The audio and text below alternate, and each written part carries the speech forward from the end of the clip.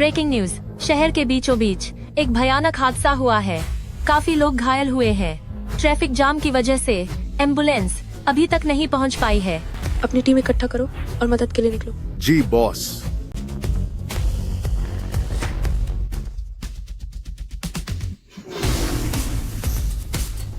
चिकित्सा संत वुशुआंग, उनके सीने पर लगा वह बैज, वह ग्लोबल टॉप मेडिकल एसोसिएशन का है, जो उनका सबसे बड़ा निशान है। यह सिर्फ एक ही है। अब हम सुरक्षित हैं। घायलों को उनकी हालत के हिसाब से बांटो। जिनकी हालत गंभीर है उन्हें पहले बचाओ। जी।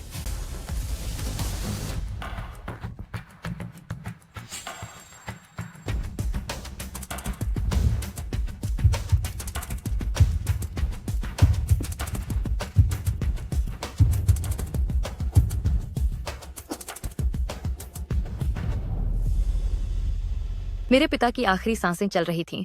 चिकित्सा संत वुशुआंग, आप में तो मरते हुए को बचाने और उन्हें फिर से जीवन देने की ताकत है। शुक्रिया चमत्कारी डॉक्टर।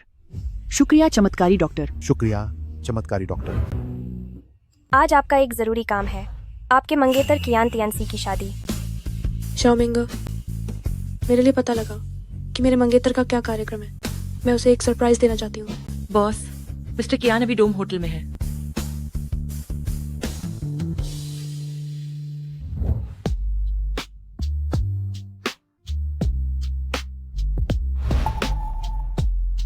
सी भैया, अगर दीदी को पता चला कि आप उनके साथ इतने अच्छे सिर्फ इसलिए थे ताकि मुझे उनकी माँ के शेयर मिल सके, तो उन्हें कितना बुरा लगेगा। वह तो बस गांव से आई एक अनाथ लड़की है। वह तुम्हारी बराबरी कैसे कर सकती है? क्या बहुत ज्यादा गर्मी चढ़ रही है? चलो मैं तुम्हारी ये गर्मी शांत कर देती हूँ। कौन है?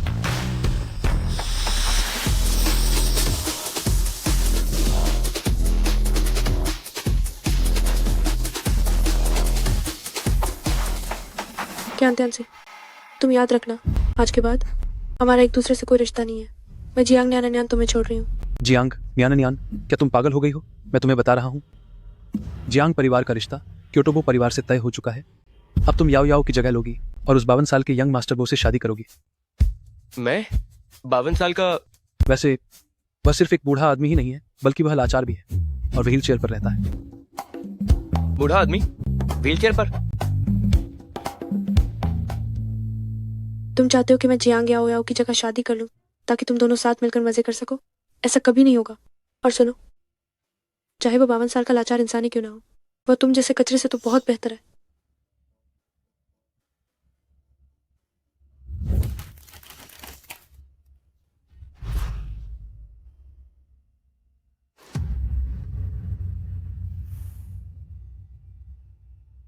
तुम्हारे बॉयफ्रेंड ने तुम्हें धोखा दिया है?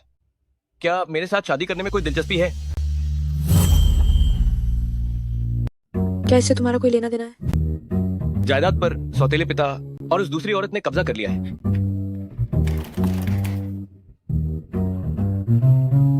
क्या तुम मुझसे शादी करने में दिलचस्पी रखती हो? सिर्फ 3 महीने के लिए मैं तुम्हारी जायदाद वापस दिलाने में मदद करूंगा और तुम मेरी परेशानियों को दूर रखना। अगर मेरे उस बेकार पिता और उस औरत ने कंपनी के शेयर्स का इस्तेमाल करके मुझे मजबूर किया क्योटो के बो परिवार के बड़े साहब से शादी करने के लिए, तो स्थिति काफी खराब हो सकती है। दूसरों के इशारों पर नाचने से अच्छा है कि मैं खुद ही कोई कदम उठाऊं। माफ कीजिए, आपका नाम क्या है?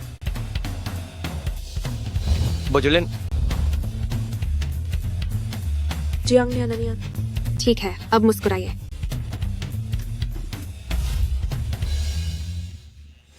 क्या तुम क्योटो से हो? तो क्या तुम्हारा क्योटो का वो परिवार से कोई रिश्ता है? मैं रहने दो, तुम्हारे कपड़े इतने साधारण लग रही हैं और इस होटल में तुम्हारा आना जाना बस एक आम आदमी जैसा ही है। तुम कोई अमीर इंसान नहीं लगते। अपना फोन नंबर दे दो, कल मैं तुम्हारे घर रिश्ते की बात करने आऊंगा। मेरे घर का पता है, मैं अब चलती हूँ। ठीक है।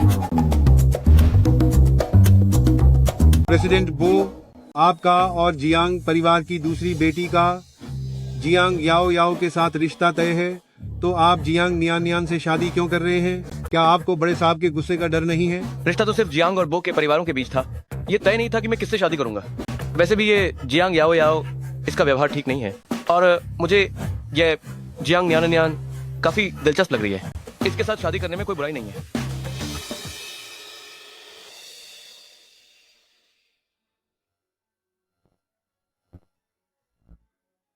कल सुबह वो परिवार यहाँ आने वाले हैं। याओ याओ और तियानसी, वे दोनों एक दूसरे को पसंद करते हैं और उनके परिवारों ने उनकी शादी की बात पक्की कर ली है। तो वो परिवार के साथ शादी की जिम्मेदारी अब तुम्हें ही निभानी होगी। दीदी, मुझे माफ कर दो। मैं और सी भैया खुद को रोक नहीं पाए। हम काफी समय से साथ हैं और शायद अब मैं उसके बच्चे की माँ बनने वाली हूँ। शादी से पहले माँ बनना और दूसरों का प्यार छीनना, तुम्हारी ये हरकत है जिस पर तुम्हें शर्म के बजाय गर्व हो रहा है। तुम बिल्कुल अपनी माँ जैसे ही हो।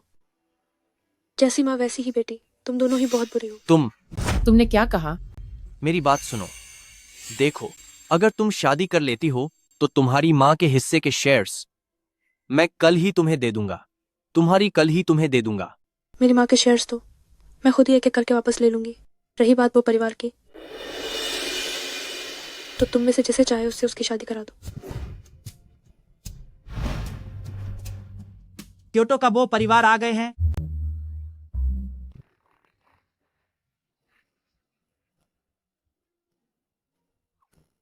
वो परिवार तो 50 साल के हैं और व्हील चेयर पर हैं। तो फिर यह जरूर वो परिवार के बड़े साहब होंगे। बिल्कुल सही, यही है वो।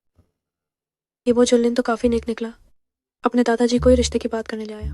अब देखती हूँ तुम मुझे कैसे मजबूर करते हो क्योटो का वो परिवार के यहाँ शादी करने के लिए। अब खये क्या देख रही हो? यह आदमी तुम्हारा होने वाला पति है। जल्दी से नमस्ते कहो। अरे नहीं नहीं नहीं, बिल्कुल नहीं। गलत फहमी हो रही है। ये मेरा पोता है और मैं इसका दादा हूँ। तो आप वो परिवार के साहब हैं? क्या वह वो परिवार के बड़े बेटे हैं? ये क्या चल रहा है? जिससे मैंने अभी शादी की है वो वास्तव में जियांग याओ याओ है, वही जिससे मैंने शादी करने से मना किया था। क्या वह 50 साल से ज्यादा के नहीं थे? दोनों पैरों से लाचार। क्या वह व्हील चेयर पर नहीं बैठते थे? वो सब मेरे पोते के बारे में था। वो शादी नहीं करना चाहता था, इसलिए बाहर कुछ अफवाहें फैला दी गई थी। जुनलिन, क्या तुमने नहीं कहा था कि तुम्हें किसी से प्यार हो गया है? तो आप जल्दी से जियांग परिवार के सामने शादी का प्रस्ताव क्यों नहीं रखते? मिस्टर जियांग, मिसेस जियांग, मैं यहाँ आया हूँ ताकि मैं जियांग से। अरे जुनलिन, तुम्हारी पसंद वाकई लाजवाब है। तुम तो सच में हीरो में एक हो। सिर्फ हमारी पढ़ी लिखी और समझदार याओ याओ ही तुम्हारे काबिल है। बिल्कुल सही, हमारे जुनलिन बहुत काबिल है और हमारी याओ याओ के साथ उनकी जोड़ी स्वर्ग में बनी लगती है। जुनलिन भैया, सच तो यह है कि मैं काफी समय से आपकी दीवानी हूँ। मुझे उम्मीद है कि आगे हमें एक दूसरे को जानने का मौका मिलेगा। दीदी, तुम क्यों हंस रही हो? दीवानी? लगता है छोटी बहन भूल गई कि कल रात किसने मम्मी पापा के साथ मिलकर मुझे शादी के लिए मजबूर किया था और अब अचानक तुम जुनलिन की दीवानी बन गई। जियांग न्यान, तुम यह क्या कह रही हो? तुम्हें कोई तमीज नहीं है। तुम्हें क्या लगता है कि झूठी बातें बनाकर तुम याओ याओ को बदनाम कर दोगी? तुम जैसी बदतमीज लड़की कभी भी बराबरी नहीं कर सकती जुनलिन जैसे महान इंसान की। दीदी, मैं जानती हूँ कि तुम्हें मुझसे चिढ़ है, लेकिन तुम्हें इतने लोगों के सामने जानबूझकर मुझे बदनाम करने की जरूरत नहीं है। मैं बस इतना चाहती हूँ कि वो परिवार को एक वाकई काबिल बहू मिले। वही तो, हमारी याओ याओ काबिल और समझदार है। वह जरूर जुनलिन की वो परिवार को संभालने में मदद करेगी। रही तुम्हारी बात, तो हम तुम्हारे लिए कोई और रिश्ता ढूंढ लेंगे। मुझे तो लगता है कि वह फार्म का मालिक तुम्हारे लिए बिल्कुल सही रहेगा। तो फिर तुम सबको निराशा हाथ लगने वाली है। पतिदेव, मैंने और जुनलिन ने पहले ही शादी कर ली है। मैं और जुनलिन शादी कर चुके हैं। ये कैसे मुमकिन है? ये शादी के कागजात यकीनन नकली हैं। तुम जैसी बदतमीज बेटी, वो परिवार यहाँ मौजूद हैं और तुम तमाशा कर रही हो। तुमने इतने गिरे हुए तरीके अपनाए, तुम्हें शर्म नहीं आती? सुनिए जी, जरा देखिए, ये कह रहे हैं कि हम नकली पति पत्नी हैं। यह तो हद हो गई। दिन के उजाले में तुम्हारी हिम्मत कैसे हुई अपने ही होने वाले जीजा को फंसाने की? कोई है? इसे सजा दो।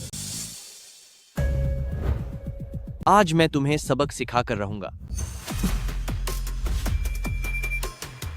मेरी पत्नी को हाथ लगाने की हिम्मत की? क्या तुमने मुझसे इजाजत ली? प्रेसिडेंट बो, तुमने क्या कहा? ये मुमकिन नहीं है। प्रेसिडेंट वो भला कैसे पसंद करेंगे इस जैसी बिना तमीज वाली मामूली लड़की को? जुनलिन, तुम्हारा क्या मतलब है? क्या सच में तुमने नियन नियन बेटी के साथ शादी कर ली है? दादाजी, मैं आज रात होटल में याओ याओ से शादी की बात करने गया था, लेकिन वहाँ अचानक मैंने देखा कि वो अपने प्रेमी के साथ थी। तभी इत्तेफाक से मेरी मुलाकात नियान नियान से हुई। हमें पहली नजर में प्यार हो गया और हमने शादी कर ली। देखा जाए तो मिस याओ याओ, तुम और तुम्हारा प्रेमी मेरे और नियान नियान के लिए बिचौलिए साबित हुए। नहीं, ये सब एक गलतफहमी है। अब जब ऐसा है ही तो सबको खुश रहने दो। मुझे भी नियान नियान जैसी बच्ची काफी अच्छी लगी। पत्नी, ये 20 अरब डॉलर का तोहफा है। बहुत अच्छे। यहाँ का माहौल बहुत खराब है। चलो यहाँ से, मैं तुम्हें अपना कमरा दिखाती हूँ। ठीक है।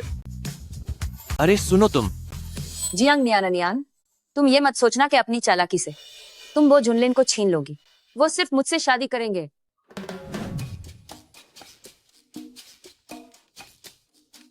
हाँ, और सुनो, अभी के लिए जियांग याओ याओ को नीचे दिखाने में मेरी मदद के लिए शुक्रिया। हम दोनों के बीच सिर्फ एक समझौता हुआ है। ये पैसे वापस रख लो। तुम मुझसे शादी कर चुकी हो तो ये तुम्हारा हक है। मुझ वो परिवार के पास पैसों की कमी नहीं है। तुम्हें बस सुकून से मेरी मैसेज वो बनकर रहना है। जुनलिन भैया, एक छोटा सा चुंबन। जियांग नियान नियान, तुम कितनी बेशर्म औरत हो। तुम्हारी हिम्मत कैसे हुई जुनलिन भैया को फंसाने की? बरका रही हो, माफ करना, वो मेरे पति हैं। अगर मैं उन्हें प्यार भी करूं तो ये बिल्कुल सही है। रही बात तुम्हारी, बिना दरवाजा खटखटाए अंदर आ गई। क्या तुम्हारी उस बुरी माँ ने तुम्हें तहजीब नहीं सिखाई? तुम जुनलिन भैया, देखो ये कितनी बदतमीज है। इसे घर लाए तो ये सबको परेशान कर देगी। इससे अच्छा तो तुम मुझसे शादी कर लो। मैं बहुत सीधी सादी हूँ। मैं एक बार फिर कह रहा हूँ, मेरी पत्नी जियांग नियान नियान है। दफा हो जाओ।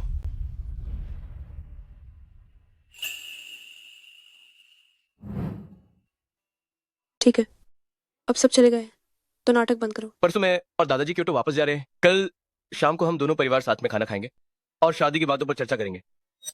हम ठीक है। चिंगशान, भूलना मत, कल शाम हम हीटन होटल में साथ में रात का खाना खाएंगे। जी एल्डर बो, हमारा पूरा परिवार वहां आएगा। जियांग नियानन नियान नियानन नियान, वह 20 अरब डॉलर का शगुन मुझे दे दो। ये शगुन वो परिवार ने मुझे दिया है। क्या आप इसे हड़पना चाहते हैं? तुम इसे मुझे दो। मैं आपको बता देती हूँ, सिर्फ ये 20 अरब ही नहीं, आगे चलकर जो कुछ भी मेरा है वो सब मैं आप लोगों से वापस ले लूंगी। तुम जियांग नियान नियान, तुम्हारी चीजें सिर्फ मेरी हो सकती हैं।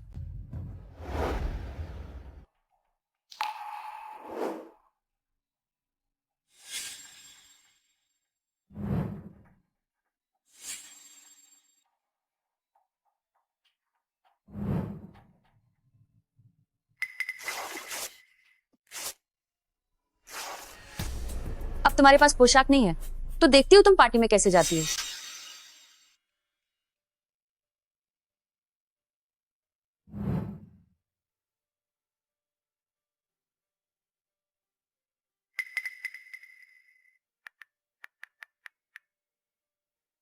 हेलो शाओमिंग, मेरे लिए एक बिल्कुल नई पार्टी ड्रेस तैयार करो जिससे मैं सबको हैरान कर दूं।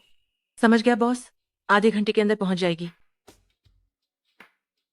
जी आ गया हो याओ, अब तुम बस देखो पार्टी में मैं तुम्हें कैसा सबक सिखाती हूँ।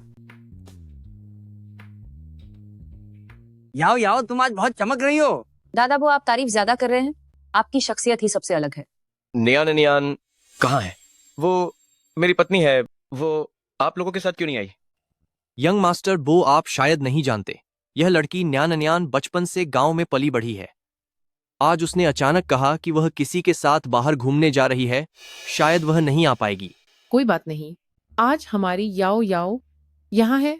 वह आपसे बातें करेगी ताकि आप दोनों के बीच नजदीकियां बाएं। माफ करना, मुझे आने में थोड़ी देर हो गई।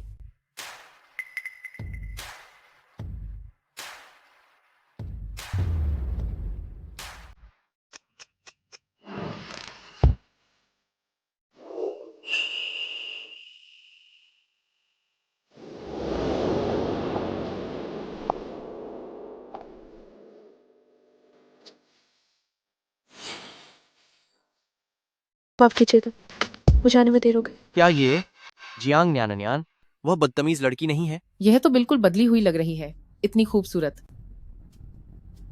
दीदी, तुम यहाँ कैसे आई? मैं क्यों नहीं आ सकती? ये पारिवारिक दावत असल में मेरे लिए ही रखी गई थी, या फिर तुम्हारे मन में कुछ खोट है जो नहीं चाहते कि मैं आऊँ? भला ऐसा कैसे हो सकता है? हमें तो बस तुम्हारी गांव वाली परवरिश की चिंता थी कि तुम्हें बड़े घरानों के तौर तरीके नहीं पता होंगे, कहीं तुम हमारा मजाक न बनवा दो। तो फिर तुम्हारी इस झूठी हमदर्दी के लिए शुक्रिया, लेकिन मुझे इसकी जरूरत नहीं है। अच्छा हुआ तुम आ गई। नियन बेटी, कहीं जगह देखकर बैठ जाओ।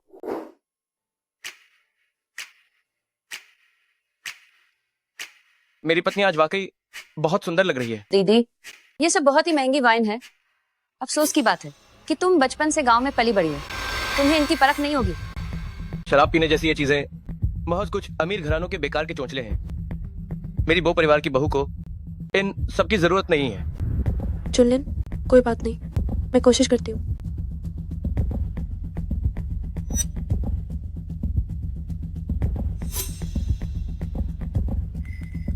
ये गिलास पोर्तो लेफ्ट बैंक की वाइन है। इसका साल 2008 है।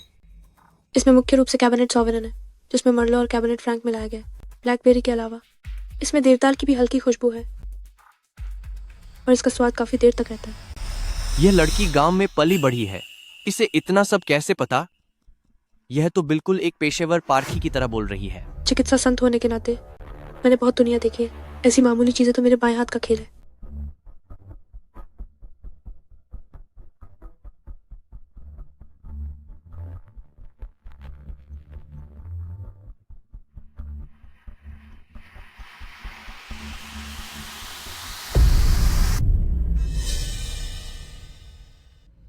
ये गिलास बोर्दो राइट बैंक वाइन है, जिसका साल 2005 है। इसकी वैरायटी मर्लो है, जिसमें थोड़ा कैबरनेट फ्रैंक भी मिला है। इसमें आलू बुखारे और चेरी के अलावा भुनी हुई ओक की लकड़ी जैसी महक भी है।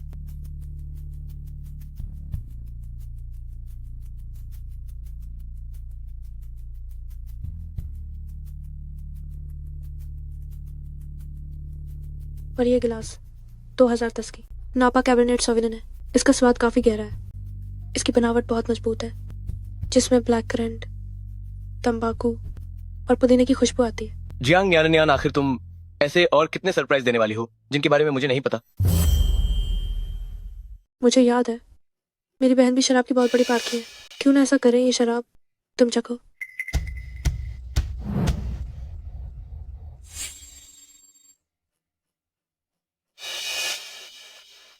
क्या हुआ, समझ नहीं आ रहा?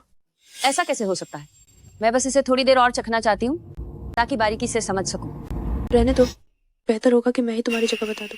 ये गिलास 2012 की इटली की सुपर कनाटोस वाइन है, जो मुख्य रूप से सांगियो वेसे और कैबरनेट सॉविग्नन का मिश्रण है। इसमें लाल जामुन, मसाले और हल्की धुएं जैसी महक है। वह जानती है, वह इतना सब जानती है। वह पक्का वो परिवार के सामने दिखावा करने के लिए पहले से तैयारी करके आई होगी। क्या इसने यह सब रट लिया है? रटना? ये शराब हर साल इसके रखरखाव की स्थिति के हिसाब से स्वाद में बदल जाती है। रट कर बताना मुमकिन नहीं है। नियन बेटी, तुम इतनी बारीकी से पहचान सकती हो, तुम वाकई कमाल की हो। आह,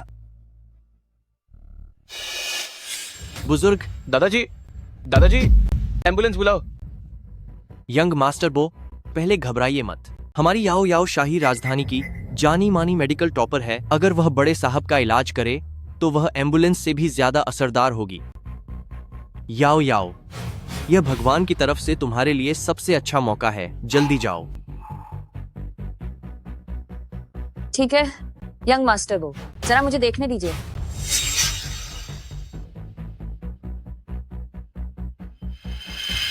दादा बो को अचानक दिल का दौरा पड़ा है, हमें तुरंत सीपीआर शुरू करना होगा। दादाबू के गले में साफ तौर पर खाना फंस गया है। हमें फौरन हेमलिच पैंतरा तकनीक का इस्तेमाल करना होगा।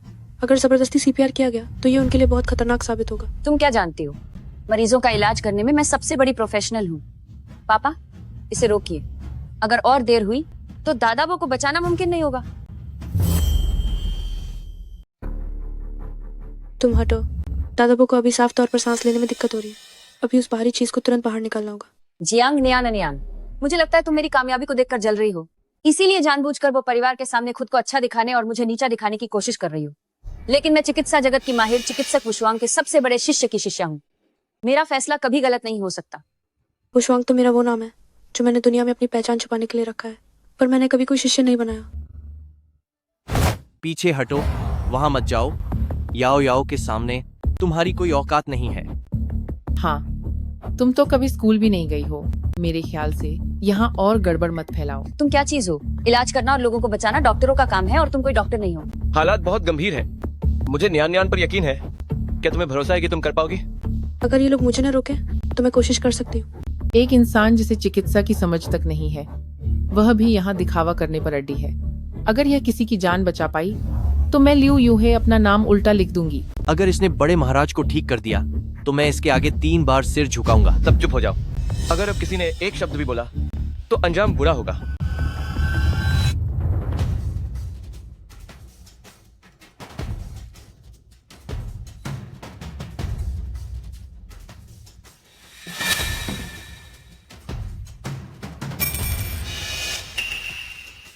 ये बैज, ये तो साफ तौर पर चिकित्सा संत वुशुआंग की खास निशानी है। क्या वाकई ये चिकित्सा संत महोदय है? क्या तुमने मुझे बचाया? तुम सच में चिकित्सा संत वुशुआंग हो? नहीं, वो चिकित्सा संत महोदय नहीं हो सकती। वो बस एक गांव की रहने वाली मामूली लड़की है। मुझे लगता है कि ये बैज उसने बस कुछ ही डॉलर में खरीदी हुई एक नकली चीज है। पहले ये बात छोड़ो कि मैं चिकित्सा संत महोदय हूँ या नहीं, लेकिन तुम्हें तो सबसे बुनियादी प्राथमिक उपचार की समझ भी नहीं है, और फिर भी कहती हो कि तुम चिकित्सा संत वुशुआंग की मुख्य शिष्या हो। मुझे तो लगता है कि तुम बस एक अनपढ़ धोखेबाज हो। तुम ज्यादा खुश मत हो। तुम्हारी बस किस्मत अच्छी थी कि तुम्हारा तुक्का लग गया। क्या तुमने ये नहीं कहा था कि तुम्हें चिकित्सक वुशुआंग से असली शिक्षा मिली है? फिर तुम्हें दिल की बीमारी और गले में कुछ फंसने की वजह से होने वाली घुटन के बीच का फर्क भी नहीं पता? न्यान, तुम तो हमारे वो परिवार के लिए बहुत भाग्यशाली हो। बताओ, तुम क्या चाहती हो कि दादाजी तुम्हारा शुक्रिया कैसे करें? दादा वो खुशी है कि आप ठीक है। वैसे तुम लोगों को क्या आप अपनी हार स्वीकार करके शर्त पूरी नहीं करनी चाहिए? शर्त? कैसी शर्त? मुझे याद नहीं है। लगता है कि इस मेडिकल की होनहार छात्रा ने अपने पिताजी की भूलने की बीमारी का इलाज नहीं किया। तुम तुम सब भूल गए हो तो मैं तुम्हें याद दिला देती हूँ। तुम लोगों ने अभी कहा था कि अगर मैं दादाबू को बचा लेती हूँ तो तुम घुटनों के बल बैठ जाओगे और झुककर मुझसे माफी मांगोगे। तुम तीनों घुटनों के बल बैठकर उससे माफी मांगो। यंग मास्टर बो, ऐसा कैसे हो सकता है कि एक पिता अपनी बेटी के सामने घुटने टेके? वही तो, तुम्हें भगवान का डर नहीं है। हमने तो बस यूं ही कह दिया था और तुम तो अब पीछे ही पड़ गई हो। दीदी, अब नखरे दिखाना बंद करो। तुमने जो चिकित्सा संत महोदय होने का नाटक किया उस बारे में हम अब और कुछ नहीं कहेंगे। अगर तुमने अब भी जिद की तो हमारे जियांग परिवार की इज्जत तुम पूरी तरह मिट्टी में मिला दोगी। तुम्हारी बात में दम तो है। बड़ों का मेरे सामने झुकना वाकई ठीक नहीं है, लेकिन पिता का कर्ज बेटी चुकाती है, तब तुम ही माफी मांगो। जियांग नियान, क्या तुम पागल हो गई हो? मैं तुम्हारे सामने घुटने टेकूं? अगर ये बात बाहर पता चली तो मैं किसी को मुंह दिखाने लायक नहीं रहूंगी। आखिरकार मैं एक ऊंचे खानदान की लड़की हूँ। अगर तुम ऊंचे खानदान से हो तो तुम्हें अपनी बात पर कायम रहना चाहिए, वरना मैं अभी जांच करवाऊंगा कि तुम्हारी मेडिकल की डिग्री कितनी सच है। नहीं, मेरी फर्जी डिग्री की बात किसी को पता नहीं चलनी चाहिए। घुटने टेको। दीदी, मुझसे गलती हो गई। अगर तुम पहले ही ऐसा कर लेते तो क्या ही बेहतर नहीं होता। अच्छे बच्चे बनो। दीदी तुम्हें माफ करती है। नियन बेटी, तुम्हारा ये स्वभाव देखकर लगता है कि तुम मेरे मिजाज से काफी मिलती जुलती हो। मैं चाहता हूँ कि जल्द से जल्द तुम्हारी और जुनलिन की शादी की रस्में पूरी कर दी जाएं। दादा आपके प्यार के लिए बहुत बहुत शुक्रिया, लेकिन इससे पहले मेरी एक छोटी सी इच्छा है। अब हम सब एक ही परिवार हैं।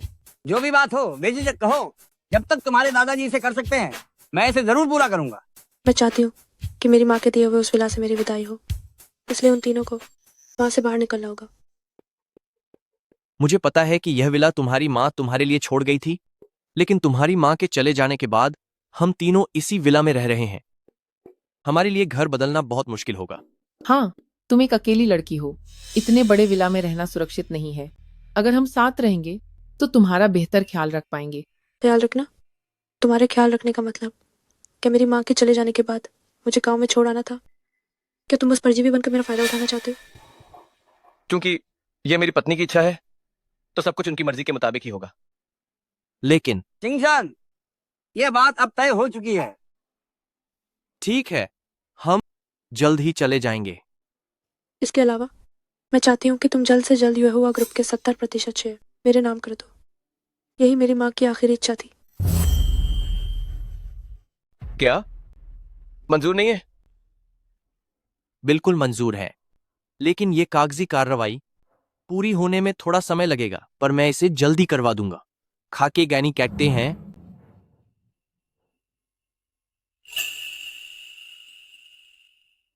न्यान न्यान, ये पन्ने का कंगन सुख और समृद्धि का प्रतीक है। आज मैं ये तुम्हें दे रहा हूँ, इसे शगुन समझकर रख लो। ये वो परिवार का पुश्तैनी कंगन है। सुना है ये तांग राजवंश के समय से चला आ रहा है। इसकी कीमत 10 अरब है। 10 अरब? ओल्ड मास्टर बो, इतना कीमती तोहफा इस गांव की लड़की को दे रहे हैं। इसे इसकी कद्र नहीं होगी। इससे अच्छा है कि हम इसे संभाल कर रख लें। दादाजी, मैं आपकी भावनाओं की कद्र करती हूँ, लेकिन ये कंगन बहुत ज्यादा कीमती है, मैं इसे नहीं ले सकती। अब हम एक ही परिवार है, इसमें संकोच कैसा? जब दादाजी ने तुम्हें ये दिया है तो तुम इसे रख लो। तो फिर शुक्रिया दादाजी।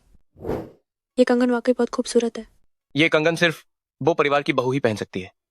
दादाजी तुम्हें बहुत अहमियत देते हैं। तो फिर मुझे इसे संभाल कर रखना होगा। जब हम अलग होंगे तब मैं इसे सही सलामत आपको लौटा दूंगी। तुम वहीं रुक जाओ, मेरा कंगन मुझे वापस करो। तुम वहीं रुक जाओ, मेरा कंगन मुझे वापस दो। हिम्मत है तो मुझे पकड़ कर दिखाओ। ए लड़की, भाई की यह भारी मोटरसाइकिल है, तुम इसे नहीं चला पाओगी। तुम्हारी गाड़ी अब मेरी हुई।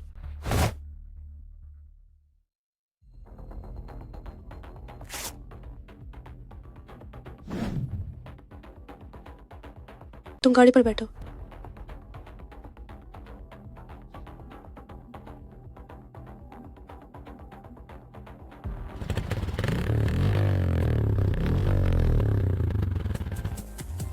अफवाहों के अनुसार जियांग न्यान बचपन से ही गांव में पली बड़ी है, बहुत जुल्म सहा है, तो फिर अब ये पूरी तरह अलग क्यों लग रही है?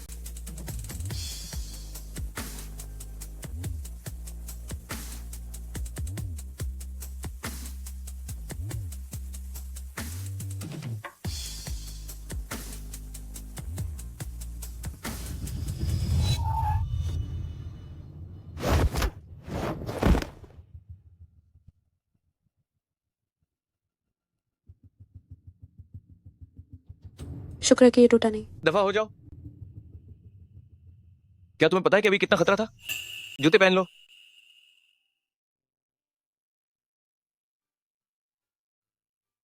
तुम ठीक तो हो? माँ के चले जाने के बाद ये पहली बार है जब किसी ने मेरी चिंता की है।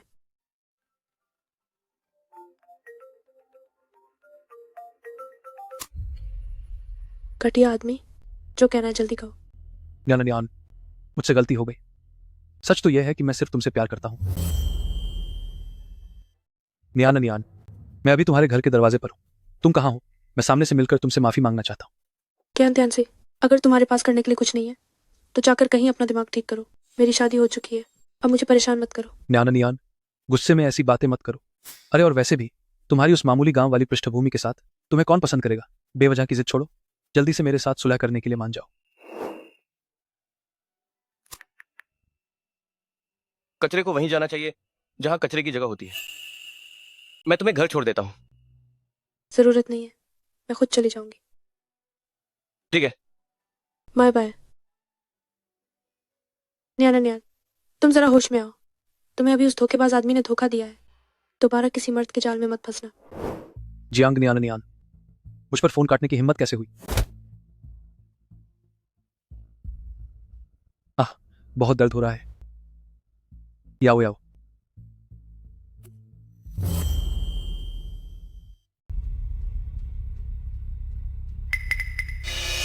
जिंगहेंग भैया, आप वो परिवार के दूसरे बेटे होकर भी मुझे खुद घर छोड़ने आए हैं। ये तो मेरे लिए बहुत बड़े सम्मान की बात है। मैं तो असल में दावत पर आया था दादाजी को घर ले जाने के लिए। क्योंकि तुम्हारे माता पिता ने दादाजी को वापस भेज दिया है, तो मैं भला तुम्हें इस तरह अकेले तो नहीं जाने दे सकता था। शुक्रिया जिंगहेंग भैया। शुभ रात्रि। मैं जियांग न्यान। देखती हूँ तुम और कब तक खुश रह सकते हो। जैसे ही मैं वो परिवार के दूसरे बेटे के करीब आ जाऊंगी, मुझे जल्द ही मौका मिल जाएगा वो जुनलिन को हासिल करने का। जब वो जुनलिन उस जियांग परिवार से शादी कर रहा है जो गांव से आई एक नासमझ लड़की है, तो फिर क्यों ना मैं इस मशहूर मेडिकल की होनहार छात्रा से शादी कर लूं, ताकि वो परिवार के वारिस की गद्दी सिर्फ मेरी ही हो।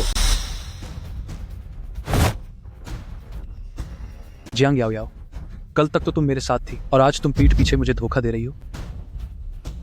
जब तुम्हें पता चल ही गया है तो अब मैं कुछ नहीं छिपाऊंगी। अब मैं वो परिवार के दूसरे बेटे की पसंद बन चुकी हूँ। मैं अब तुम्हारी पहुंच से बहुत दूर हूँ। हमारा रिश्ता खत्म हुआ। वो परिवार के दूसरे बेटे? तुम कह रहे हो कि अभी जो आदमी था वो क्योटो वो परिवार का आदमी है? हाँ, सही कहा।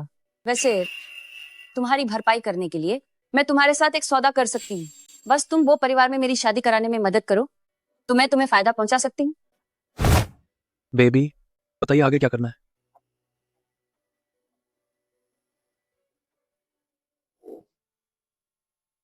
जुनलिन, इस बार तुम्हें मेरे साथ क्योटो वापस चलने की जरूरत नहीं है।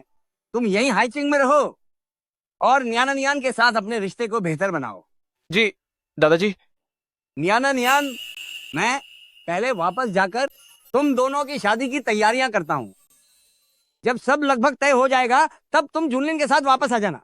ठीक है, शुक्रिया दादाजी। आपकी यात्रा मंगलमय हो। ठीक है, तो अब मैं चलता हूँ।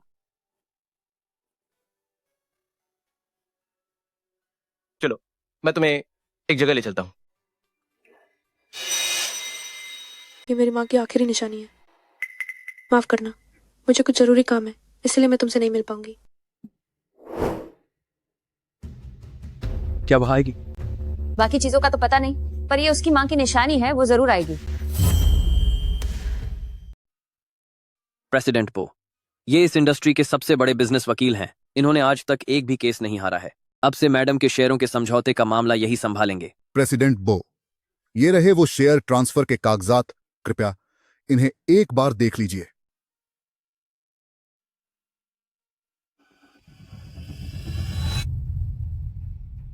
जाओ और पता लगाओ कि वो कहाँ है। हम अभी वहां जा रहे हैं। जी सर।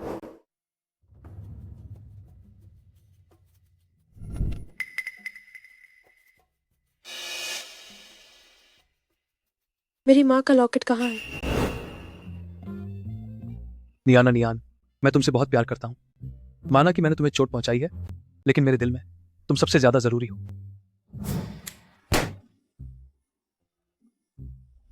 तुम तो एक नंबर के ढोंगी हो। शक्ल भी अच्छी नहीं और काम भी खराब है। तुमने क्या कहा? मैंने कहा, जब तुमने जियांग याओ याओ के साथ मिलकर मुझे धोखा दिया और मैंने तुम्हें रंगे हाथों पकड़ा था, तभी हमारा रिश्ता खत्म हो गया था। दीदी, तियानसी भैया ने तुम्हारे लिए कितनी मेहनत से इतने सरप्राइज तैयार किए हैं। तुम इतनी बेरुखी से कैसे बात कर सकती हो? तुम दोनों का चक्कर चल रहा था और अब तुम चाहते हो कि मैं सब कुछ भूल जाऊं? माफ करना, मुझे यानी जियांग नियाना नियान को तुम जैसे गिरे हुए और धोखेबाज इंसान में कोई दिलचस्पी नहीं है। तुम गांव में पली बड़ी एक बेवकूफ हो। मेरे साथ रहना तुम्हारी 8 जन्मों की खुशकिस्मती है। बिल्कुल, यंग मास्टर केआर ने सिर्फ वही गलती की है जो हर मर्द करता है। कितनी ही लड़कियां उससे शादी करना चाहती हैं। ज्यादा नखरे मत दिखाओ। अगर तुम्हें गंदगी इतनी ही पसंद है तो तुम मुझसे शादी कर लो। तुम नियाना नियान, तुम अभी मेरे साथ वापस चलो। मैं आगे से तुम्हारा बहुत ख्याल रखूंगा। तुम्हें क्या लगता है मैं अब भी तुम्हारी झूठी बातों पर यकीन करूंगी? मुझे लगता है तुम्हारी नजर सिर्फ यूए हुआ ग्रुप के शेयरों पर है। मैं तुम्हें बता दूं, तुम जैसे गिरे हुए इंसान को कोई पूछेगा भी नहीं। मैं जियांग नियाना नियान इतनी भी मजबूर नहीं हुई हूँ कि इस हद तक गिर जाऊं। नियाना नियान, तुम्हारी हिम्मत कैसे हुई मुझसे ऐसे बात करने की? लगता है तुम्हारी माँ का वो लॉकेट तुम्हें अब और नहीं चाहिए। वो मुझे दे दो। मैं तुम्हें बता रही हूँ, अगर तुमने दोबारा मेरी माँ की चीजों को हाथ लगाया तो अगली बार मैं तुम्हारे दोनों हाथ तोड़ दूंगी।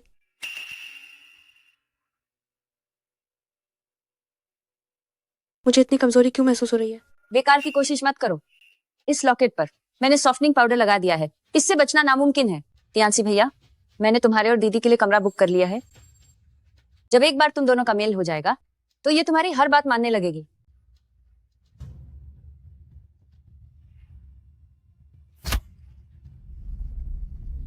तुम एक बेशर्म औरत हो। क्या तुम अपनी शामत चाहती हो? जो मर्द खुद की इज्जत नहीं करता वो सड़ी हुई सब्जी जैसा होता है। तुम दोनों कीड़ों यहाँ से दफा हो जाओ। जियांग नियान नियान, तुम्हें उस दवा का असर क्यों नहीं हुआ? मामूली सॉफ्टिंग पाउडर मेरा कुछ नहीं बिगाड़ सकता। तुम्हें खुश होना चाहिए कि मैंने अभी अपनी बहुत कम ताकत दिखाई है, वरना पल भर में तुम्हारी हालत खराब कर देती है। अलविदा बेकार कचरा।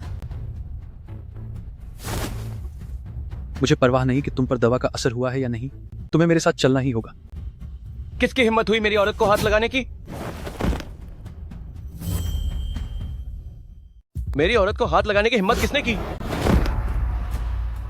तुम ठीक तो हो? ये तो बस दो मामूली लोग हैं, ये मुझे चोट नहीं पहुंचा सकते। ये चिकना चेहरा कहाँ से आ गया? तुम्हारी मुझे हाथ लगाने की हिम्मत कैसे हुई? तुम्हारी मेरी प्रेमिका के करीब जाने की हिम्मत कैसे हुई? मैं इसका पति हूं।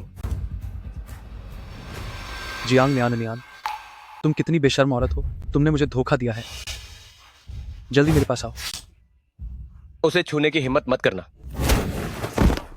इसे सबक सिखाओ।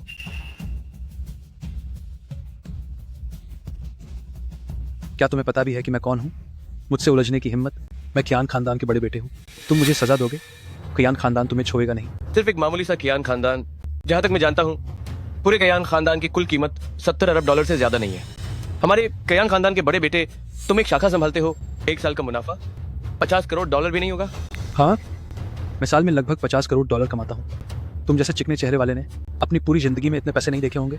5 मिनट के अंदर मैं कियान खानदान को बर्बाद कर दूंगा। अभी भी दिखावा कर रहे हो? अगर तुम मुझे बर्बाद कर पाए तो मैं अपनी हार मान लूंगा।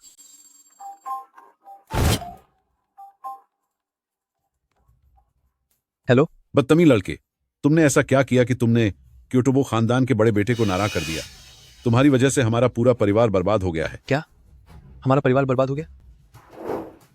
क्या आप क्योटो के बुक खानदान के बड़े बेटे हैं? तुम ही क्योटो के बुक खानदान के बड़े बेटे हो।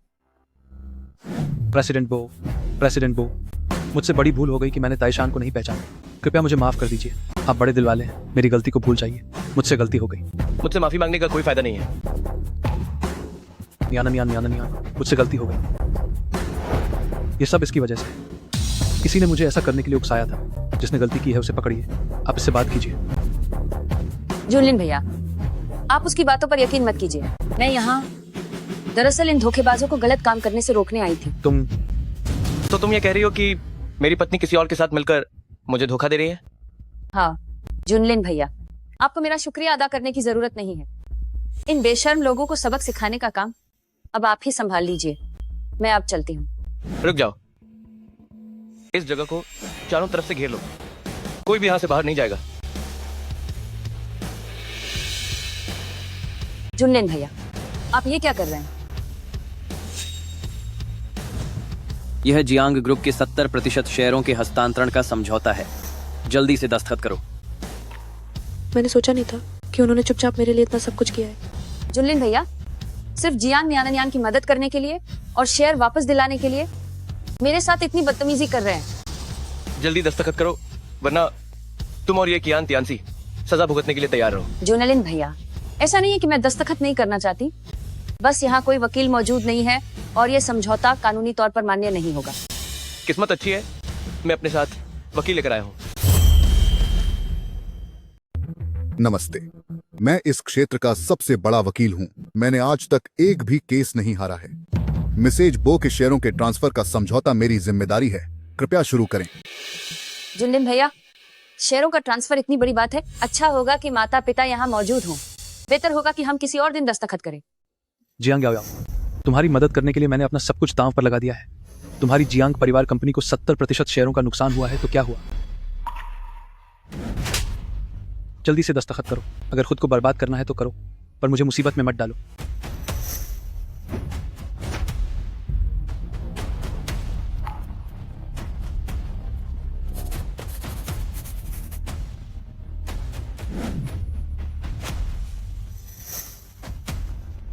माँ ने मेरे लिए जो शेयर छोड़े थे वो मैंने वापस ले लिया है। जियांग नियान, तुम ज्यादा खुश मत हो। जुनलिन भैया अब तुमसे ऊब चुका है। अब तुम्हारी कोई अहमियत नहीं है। मुझे तुम्हारा ये अंदाजा पसंद है कि तुम मुझसे जलती हो, लेकिन मेरा कुछ बिगाड़ नहीं सकते।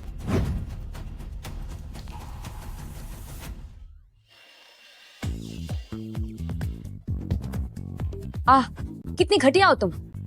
तुम क्या ध्यान से जैसे कचरे को रख सकती हो, तो अगर मैं तुम्हें कचरे का डिब्बा समझूं तो तुम्हें कोई बुरा नहीं लगेगा ना? प्रिय, चलिए चलते हैं। चलो। अलविदा। जियांग नियान तुम बस देखती जाओ, मैं तुम्हें सबक सिखाऊंगी। तुम्हारा शुक्रिया, तुमने एक बार फिर मेरी मदद की। जब मैं इन बेकार के रिश्तों को खत्म करने में तुम्हारी मदद कर दूंगी तो हम अलग हो जाएंगे। जब मैं तुम्हारी इन बेकार की योजनाओं को सुलझा दूंगी तब हम तलाक ले लेंगे। तुम मुझसे तलाक लेने के लिए इतनी बेताब हो? हाँ, क्या हमने पहले ये तय नहीं किया था? जियांग नियान, मैंने कभी किसी से प्यार नहीं किया और तुमने भी कभी किसी को डेट नहीं किया।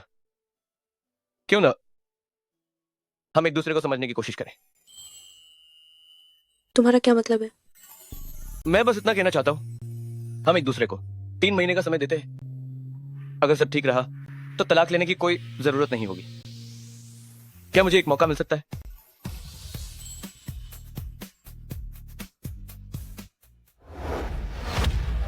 देखो तुमने क्या कर दिया।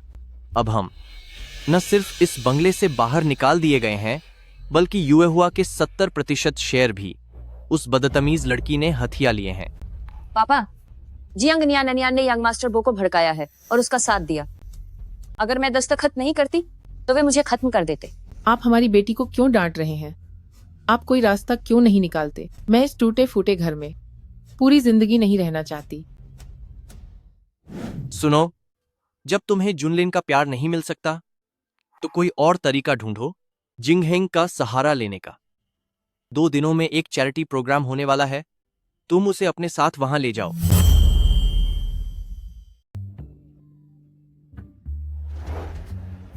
जिंगहेंग भैया, क्या तुम सच कह रहे हो? बस अगर हमें मास्टर जी उनकी पेंटिंग मिल जाए तो क्या चाचा जी हमारी शादी के लिए मान जाएंगे? बिल्कुल, मेरे पिताजी मास्टर जी उनकी पेंटिंग बहुत पसंद करते हैं। बस अगर पिताजी खुश हो गए तो वो न सिर्फ हमारी शादी के लिए मान जाएंगे, बल्कि आगे चलकर वह बो ग्रुप की जिम्मेदारी मुझे सौंप देंगे। जिंगहेंग भैया, तुम चिंता मत करो, ये पेंटिंग आज रात मैं तुम्हें जरूर दिलवा दूंगी।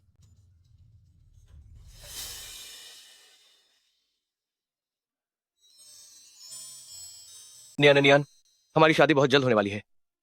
इस चैरिटी फंक्शन में तुम अपने लिए कुछ पसंदीदा गहने चुन सकती हो। ठीक है जुनलिन, चलो पीछे बैठते हैं। इस पीपा जिंग को देखकर मेरा सिर दर्द करने लगता है। दीदी, तुम पीछे क्यों जा रही हो? क्या तुम्हें डर है कि हम सारी महफिल लूट लेंगे?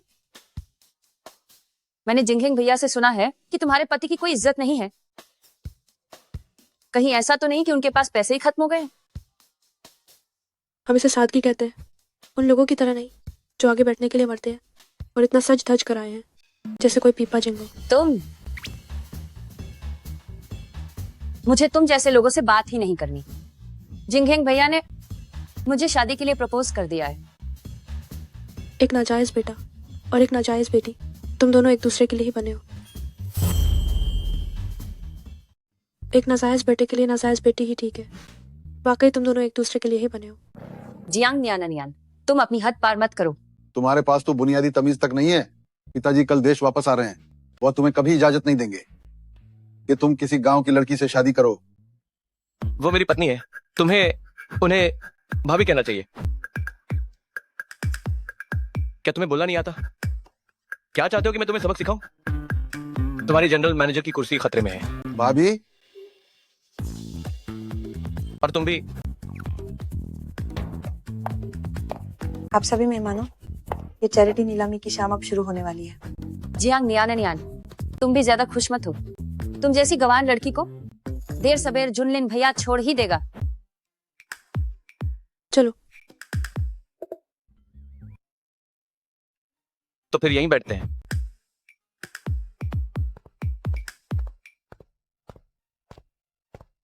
ये हमारी पहली नीलामी की वस्तु है, सितारों की चेन। इसे अंतरराष्ट्रीय स्तर पर मशहूर डिजाइनर सुश्री यू युलान ने बड़े प्यार से बनाया है। पूरी दुनिया में ये सिर्फ एक ही है। इसकी शुरुआती बोली $50 लाख है।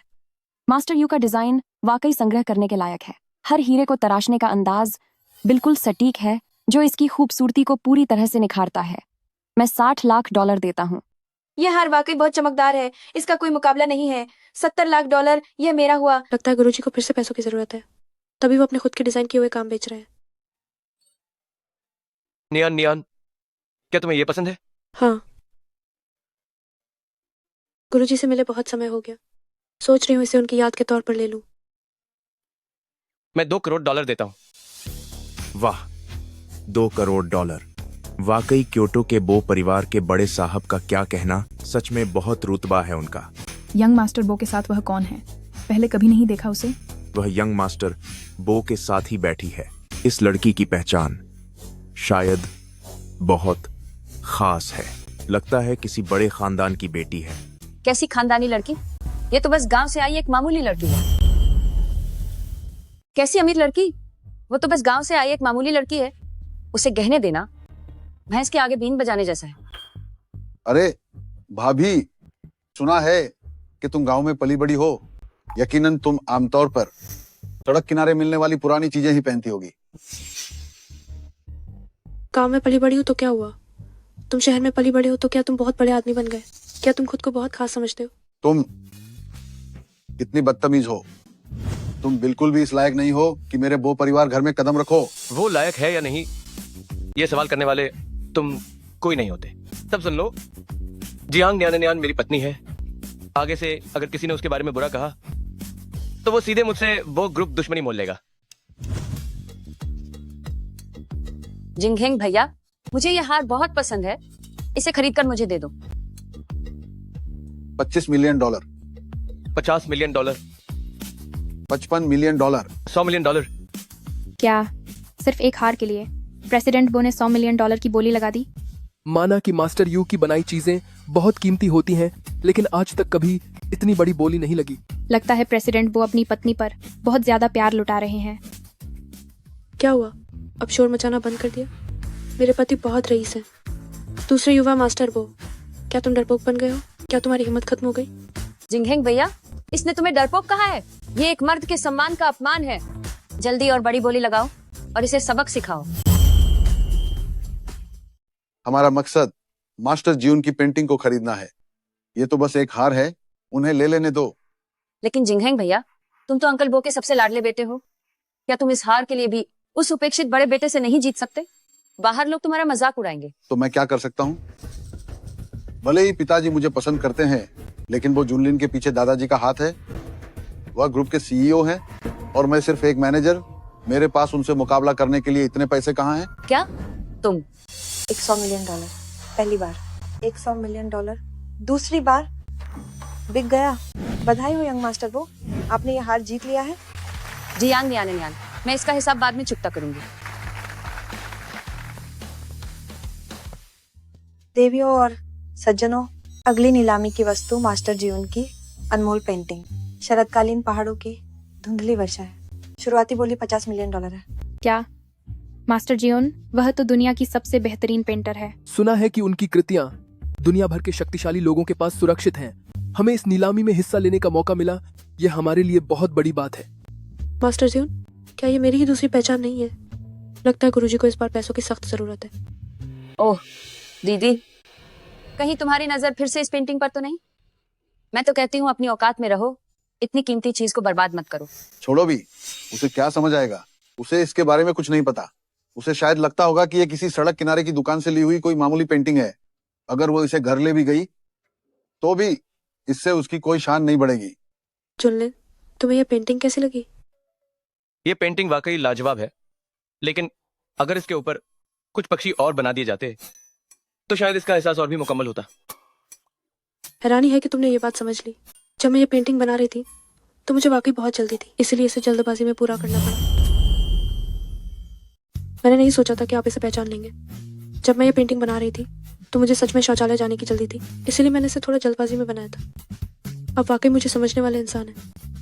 जो तुमने बनाया। वे क्या बातें कर रहे हैं? क्या वह सच में कह रही है कि यह पेंटिंग उसने बनाई है? यह तो एक मजाक है। क्या इसका दिमाग खराब हो गया है? माफ करना आप सब, मेरी बहन गांव से आई है, उसने कभी बाहरी दुनिया नहीं देखी। ये तो बस खुद की तारीफ करने की कोशिश कर रही है। अगर तारीफ ही करनी है तो कम से कम कोई यकीन करने लायक बहाना तो ढूंढो। इसकी जैसी हालत है, इसके जरिए बनाई गई पेंटिंग ज्यादा से ज्यादा किसी कोने में धूल फाक रही होती, वो भला कैसे इतनी बड़ी नीलामी में आ सकती है? तुम क्या करने जा रही हो? कहीं ये महान कलाकार की पेंटिंग खराब करने वाली है। जल्दी इसे रोको।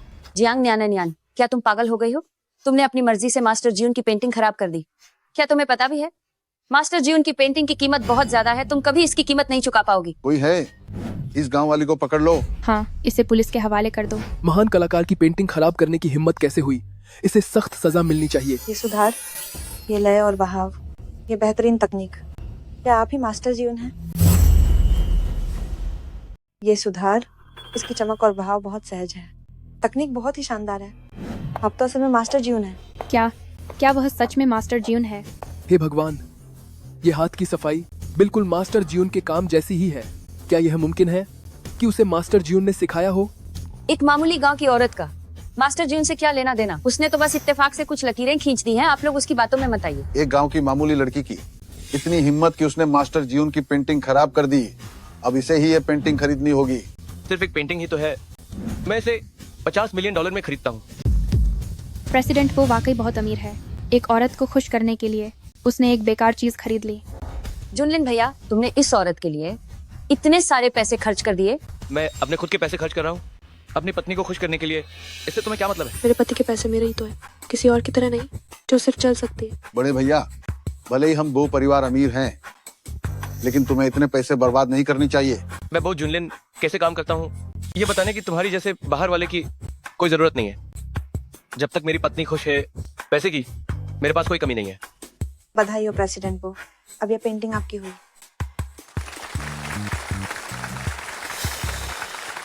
जिंगहेंग भैया, अब हम क्या करेंगे? जियांग न्यान ने खराब कर दी मास्टर जीउन की पेंटिंग और अब हम इसे खरीद भी नहीं पाए। अब हम अंकल बो को खुश कैसे करेंगे? मुझे तो लगता है उसे पता है कि पिताजी परसों वापस आ रहे हैं, इसलिए वह जानबूझकर हमें उन्हें खुश नहीं करने दे रहा। तो तुम लोग मेरी पेंटिंग खरीदना चाहते थे। जुनलिन, मैं जरा वॉशरूम होकर आती हूँ। ठीक है। नमस्ते, कृपया मेरी इस पेंटिंग को बेचने में मदद करें। स्याही अभी सूखी नहीं है और यह कलाकार की अपनी मुहर है। क्या आप सच में वही कलाकार हैं? क्या आप सच में स्वयं गुरुजी हैं? कृपया इसे गुप्त रखने में मेरी मदद करें। वो तो पक्का है। इस पेंटिंग की शुरुआती कीमत आप कितनी रखने का सोच रही हैं? ठीक है। जियांग याओ, अब असली खेल शुरू होने वाला है।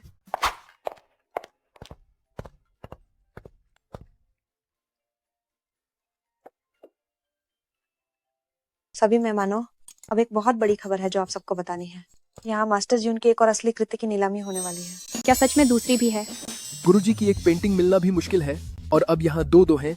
यह वाकई में एक सुनहरा मौका है। हाँ, लगता है आज मेरी किस्मत बहुत अच्छी है। मैं जो चाहता हूँ वही हो रहा है।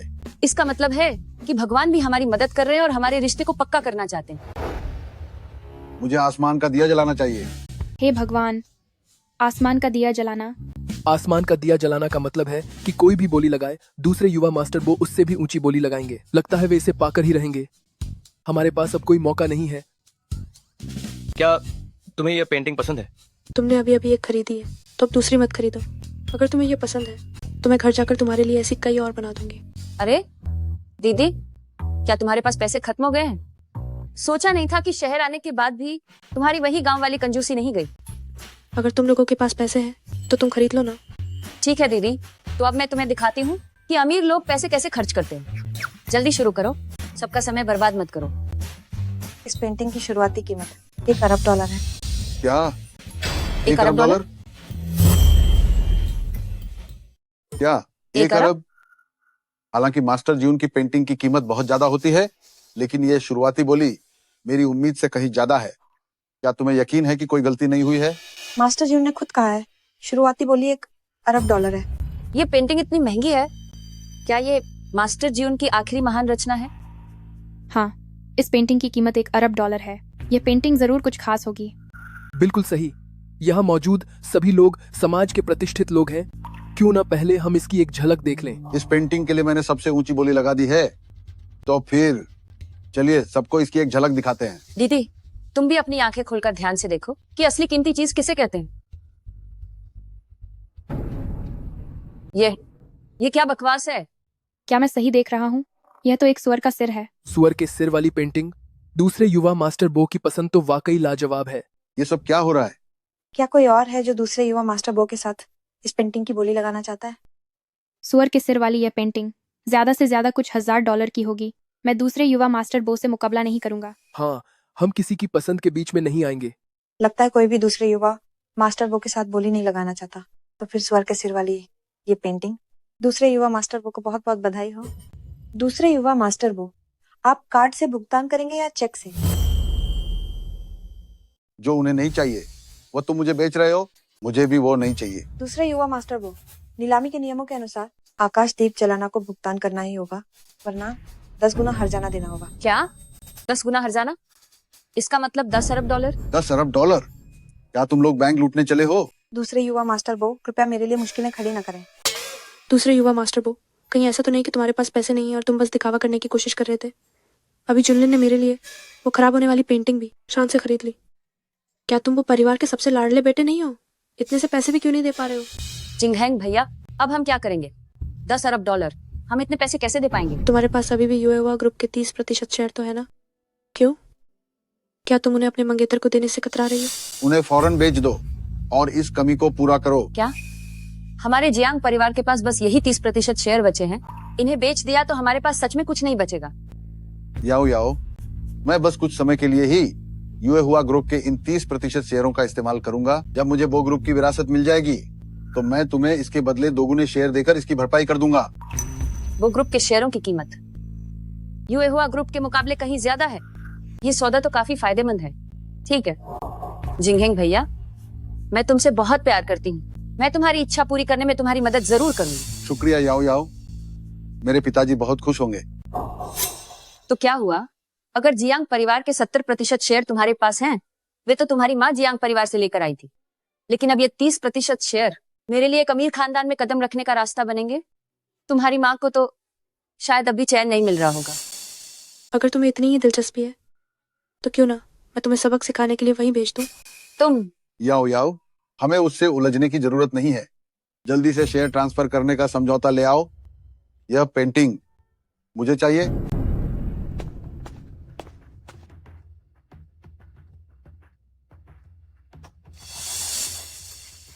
बधाई हो दूसरे युवा मास्टर बो को, जिन्होंने $1 अरब में मास्टर जीवन की यह बेशकीमती पेंटिंग खरीदी है। याओ याओ, मेरी मदद करने के लिए शुक्रिया। पिताजी बहुत खुश होंगे।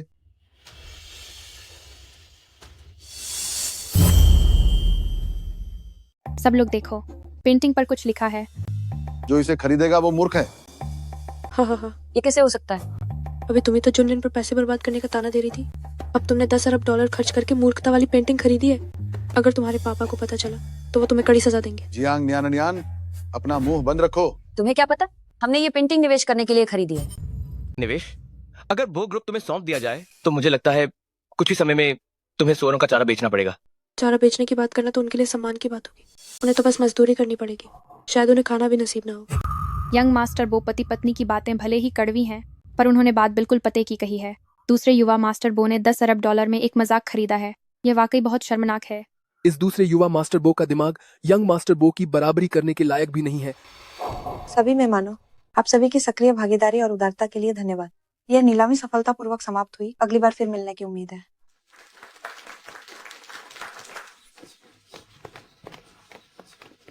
न्यान, हमें भी अब चलना चाहिए। हाँ, आखिरकार खत्म हुआ। अब दोबारा इस ढोंगी औरत और घमंडी आदमी को नहीं देखना पड़ेगा। देख लूंगी मैं तुम लोगों को इसकी कीमत जरूर चुकाने पर मजबूर करूंगी। मैंने सोचा नहीं था कि मेरी पत्नी असल में मास्टर जीवन है। मैंने सोचा नहीं था मेरी पत्नी मास्टर जीवन निकली। हेलो प्रेसिडेंट बो, आपको लेने आने वाली गाड़ी जाम की वजह से रास्ते में फंस गई है। वह अभी नहीं पहुंच पाएगी। मेरा निजी हेलीकॉप्टर लेकर आओ। जी समझ गया, मैं अभी इंतजाम करता हूँ। $1 अरब खर्च करके एक सुअर की पेंटिंग खरीदी, तुमने बो परिवार की नाक कटवा दी है। पिताजी, मुझे भी नहीं पता था कि मास्टर जून ऐसी पेंटिंग बनाएगी। मैं और याओ याओ आपको खुश करना चाहते थे। लेकिन वह जियांग याओ याओ, उसमें थोड़ा दिमाग तो है। वह बो परिवार के लिए कुर्बानी देना जानती है। तुम कल जाकर इंतजाम करो, मुझे जियांग परिवार को दावत देनी है। तुम्हारी और उस नालायक बेटे की शादी तय करनी है। ठीक है, मैं समझ गया।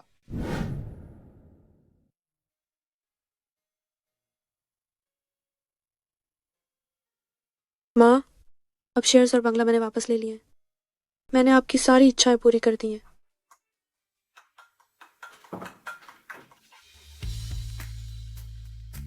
बॉस, बड़ी जीत मुबारक हो। चलिए फिर से मैदान में उतरते हैं। अब जब सब कुछ सुलझ गया है तो मुझे अब वापस अपनी टीम में शामिल हो जाना चाहिए। बॉस, क्या हमें अपने तरीकों का इस्तेमाल करना चाहिए ताकि सीधे तौर पर बो जुनलिन के साथ तुम्हारी शादी खत्म की जा सके? तुम्हें दखल देने की जरूरत नहीं है। कल मैं खुद जाकर उससे तलाक ले लूंगी। ताओ जियांग, हमारे दोनों परिवारों के गठबंधन की बात मैंने पहले दादाजी से सुनी थी। आज हम इस शादी को पक्का कर देते हैं। हाँ, गोडोंग भाई, हमारी जियांग परिवार की बेटी आपके बो परिवार में जाएगी। यह तो मेरे लिए बड़े गौरव की बात है ना? हाँ, जब तक बो परिवार को मंजूर है, यह शादी जैसे भी हो, हमें कोई ऐतरा नहीं है। याओ याओ समझदार है और जिंगहेंग का पूरा ख्याल रखती है। अगर वह जिंगहेंग से शादी करना चाहती है तो मुझे कोई ऐतरार नहीं है। वो अंकल की मंजूरी के लिए शुक्रिया। मैं जिंगहेंग का बहुत अच्छे से ख्याल रखूंगी। जहां तक जियांग नियान और जुनलिन की शादी की बात है, मैं इसके लिए तैयार नहीं हूं। आओ प्रिय, ये सब्जी अच्छी है, थोना और खाओ। बो परिवार का रुतबा क्या है? तुम जैसी गांव की मामूली औरत इतने बड़े घर में आना चाहती हो, क्या तुम्हें अपनी हैसियत नहीं पता? मैं और वो एक दूसरे के काबिल है या नहीं, ये मेरा मामला है। इससे आपका कोई लेना देना नहीं है। आप बस अपने काम से काम रखिए। तुम बदतमीज लड़के, मैं तुम्हारा पिता हूँ, क्या तुम अब मेरी बात भी नहीं मानोगे? तो जब आपके पिता ने आपसे दूसरी औरत से दूर रहने को कहा था, क्या आपने उनकी बात मानी थी? तुम पिताजी, तुम पापा गुस्सा थूक दीजिए। वह इस वक्त तो पूरी तरह से जियांग नियान के वश में है। आप उसकी बातों पर ध्यान मत दीजिए। हाँ वो अंकल, मेरी बहन गांव में पली बड़ी है, उसे तमीज नहीं है। आप अपनी सेहत का ख्याल रखिए। हाँ, मुझ में तमीज नहीं है। जब मैं गांव में धूल मिट्टी में खेल रही थी, तब तुम और तुम्हारी माँ मेरे पापा को अपनी उंगलियों पर नचा रही थी। तुमने क्या कहा? तुम? हाँ, एक गांव की औरत जुनलिन जैसा ऊंचा मुकाम पाकर तुम ही बताओ, वह इसे कैसे हाथ से जाने देगी? लेकिन मैं तुम्हें चेतावनी दे दूं कि बराबरी वालों में ही रिश्ता शोभा देता है। हाँ, तो आपने अपने लिए कौन सी राजकुमारी ढूंढ ली है? वो कोई महारानी है क्या? तुम जैसा बदतमीज बेटा, अपनी जुबान बंद करो। मैं तुम्हें इजाजत नहीं देता कि तुम जिंगहेंग की माँ का अपमान करो। ठीक है, अब शांत हो जाइए। आप सब लड़ना बंद कीजिए। आइए एक ड्रिंक लेते हैं। आइए एक ड्रिंक लेते हैं।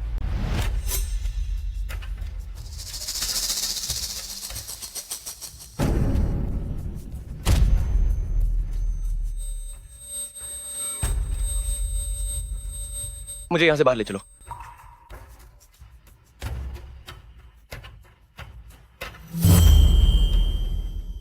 तुम्हें कोई नशीली दवा दी गई है? ओह, इतने सारे लोगों के सामने इस तरह गले मिलना, यह कैसी बदतमीजी है? क्या तुम्हें अपनी इज्जत की कोई परवाह नहीं है? चलो, मैं अभी तुम्हें आराम करने के लिए ले जाती। क्या हुआ जुनलिन भैया, क्या तुम्हारी तबीयत ठीक नहीं है? दीदी को ख्याल रखना ठीक से नहीं आता? क्यों ना मैं तुम्हारी मदद करूं? जरूर शराब बहुत जल्दी में पी ली है, तभी तो ठीक से खड़ा भी नहीं हुआ जा रहा है। याओ याओ, जुनलिन को कमरे में आराम करने के लिए ले जाओ। हाँ, बिल्कुल, जल्दी जाओ।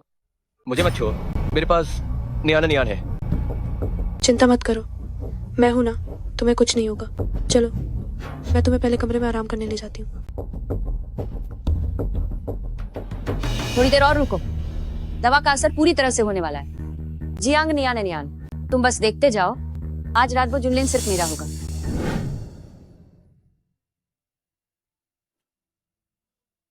दीदी, शायद जुनलिन भैया को नशा हो गया है। तुम जाकर उसके लिए शहद का पानी ले आओ।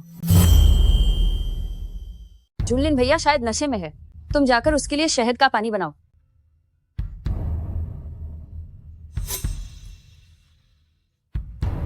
तुमने भी जुनलिन को देखा, वो अभी मेरे बिना नहीं रह सकता। तुम जाकर शहद का पानी बना लाओ।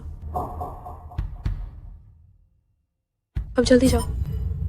ठीक है, जब मैं वापस आऊंगी तब मैं तुम्हें यहाँ से हटाने का कोई रास्ता निकाल लूंगी।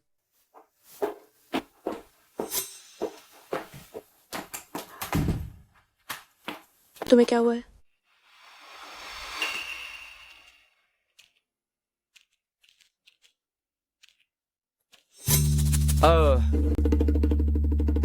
मुझे माफ कर दो, मेरा ऐसा कोई इरादा नहीं था।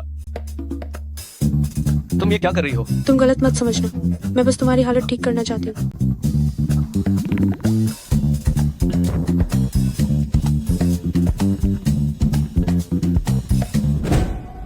दीदी दरवाजा खोलो, मैं जुनलिन भैया का नशा उतारने में मदद करती हूँ। दीदी दरवाजा खोलो, मैं जुनलिन भैया का नशा उतार देती हूँ। अगर अभी अंदर आए तो वे वो जुनलिन को शर्मिंदा होते हुए देखेंगे। बस कुछ मिनट और रुक जाओ।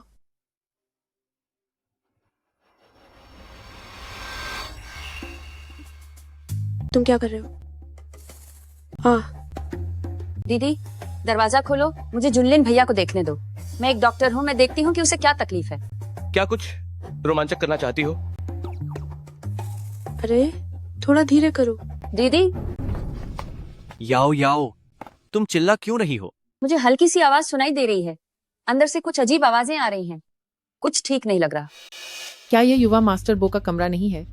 वहां से अजीब आवाजें क्यों आ रही हैं? क्या तुमने सुनने में कोई गलती की है? जिंग हैंग, दरवाजा तोड़ दो। पिताजी, क्या ये सही रहेगा? कितने बुरे हैं आप, इतना जोर क्यों लगा रहे हैं? दरवाजा तोड़ दो। पिताजी, लेकिन तोड़ो।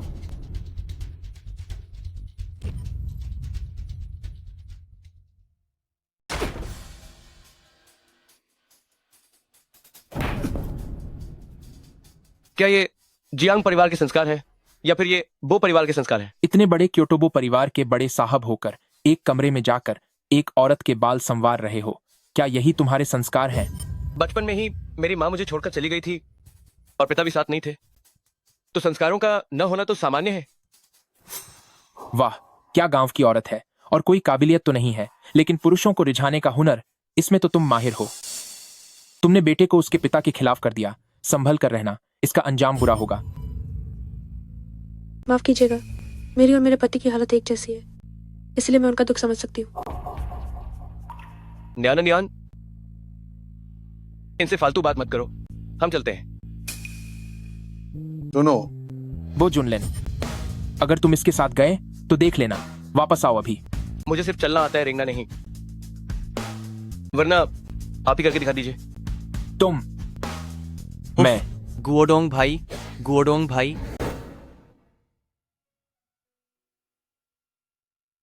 आज मेरी मदद करने के लिए तुम्हारा शुक्रिया।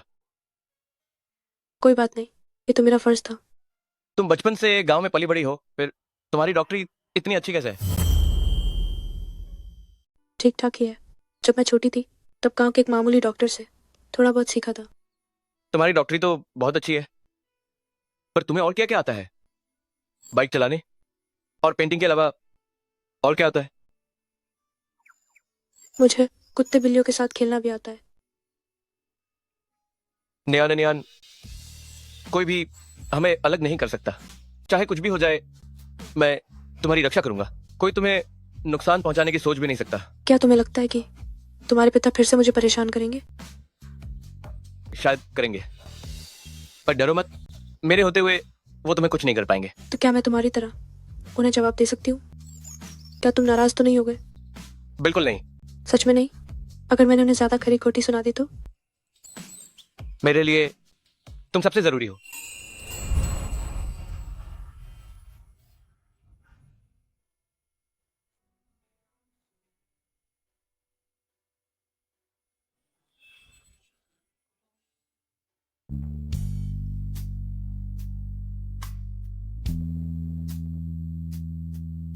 पतिदेव इतने प्यारे हैं तो शायद इस रिश्ते को बनाए रखना बुरा नहीं होगा।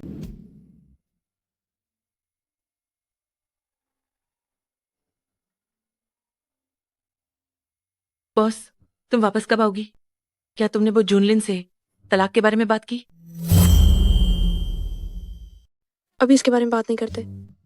पर क्यों? कहीं ऐसा तो नहीं बॉस कि तुम्हारा कोई और इरादा है? मुझे लगता है वो जूनलिन पति के रूप में काफी अच्छा है। क्या बॉस, तुम ठीक तो हो ना? कहीं सच में तुम पर प्यार का भूत तो नहीं सवार हो गया? मैं थोड़ा और समय लेना चाहती हूँ, ये देखने के लिए कि क्या हम एक दूसरे के लिए सही हैं। गई काम से, तुम तो गई, तुम्हें प्यार हो गया है। गंभीर हो जाओ और हर वक्त नजर रखो जियांग याओ या उनकी हरकतों पर। अगर कुछ भी गड़बड़ लगे तो तुरंत मुझे खबर करना। जी बॉस।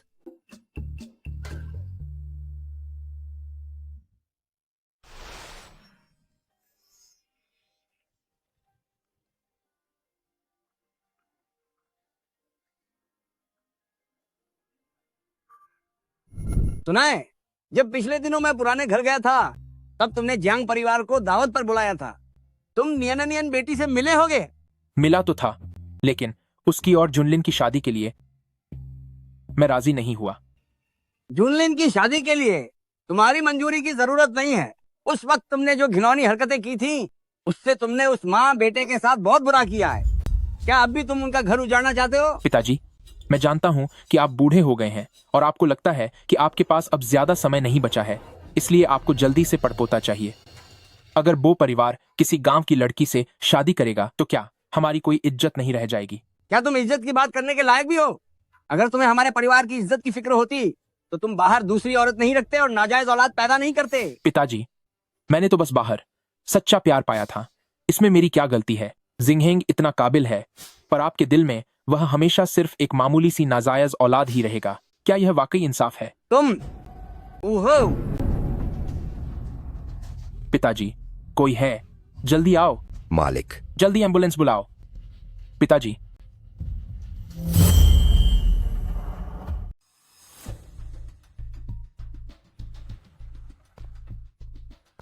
एल्डर बो की हालत बहुत गंभीर है, हमें तुरंत ऑपरेशन करने की जरूरत है।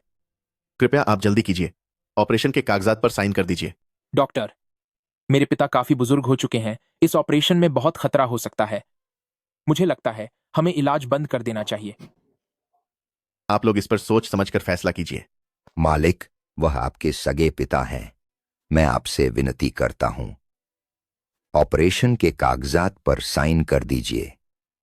मालिक, उनके पास अब ज्यादा वक्त नहीं बचा है। तुम एक मामूली नौकर हो, तुम्हारी हिम्मत कैसे हुई मुझे सिखाने की? अपनी जुबान पर लगाम लगाओ। ये सारी बातें किसी भी हाल में बो जुनलिन को पता नहीं चलनी चाहिए, समझ गए? पापा, बुजुर्ग महाराज इस बार शायद अब नहीं बच पाएंगे। क्यों ना हम इस मौके का फायदा उठाएं, बो जुनलिन को रास्ते से हटा दें और फिर पूरी तरह से बो परिवार पर कब्जा कर लें। मेरा भी यही इरादा है।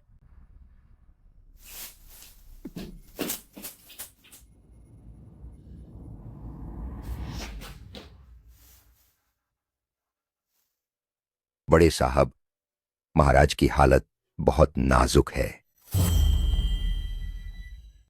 सेकंड मास्टर, वो पिता और बेटे सर्जरी के कागजात पर दस्तखत करने को तैयार नहीं हैं। वे मालिक को खत्म करना चाहते हैं और उनकी जायदाद हड़पना चाहते हैं। आप जल्दी अस्पताल आ जाइए। मैं अभी आता हूँ। मैं तुम्हारे साथ चलूंगी, मुझे डॉक्टर की थोड़ी समझ है, मैं मदद कर सकती हूँ। चलो।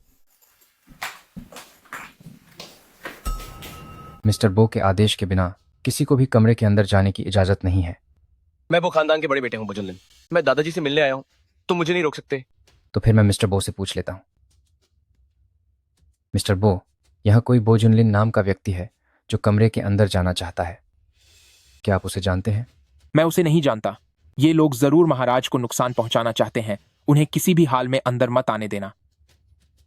मिस्टर बो ने कहा है कि तुम अंदर नहीं जा सकते, यहां से दफा हो जाओ। मुझे लगता है कि यहाँ से तुम्हें दफा होना चाहिए।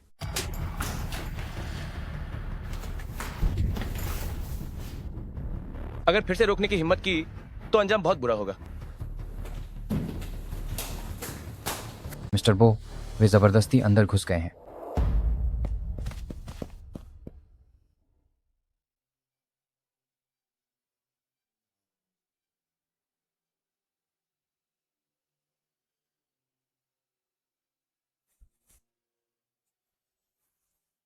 दादाबू की हालत बहुत नाजुक है, उनका इलाज तुरंत शुरू करना होगा।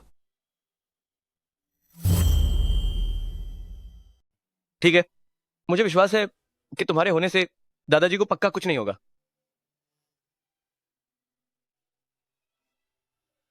नालायक बेटे, तुम्हारी हिम्मत कैसे हुई इस बेवकूफ को अपने दादाजी को नुकसान पहुंचाने के लिए लाने की? तुम्हारी उसे छूने की हैसियत भी है? ये सच में पागलपन है। हैरानी है कि इस गंवार के लिए पिताजी से बहस कर रहे हो।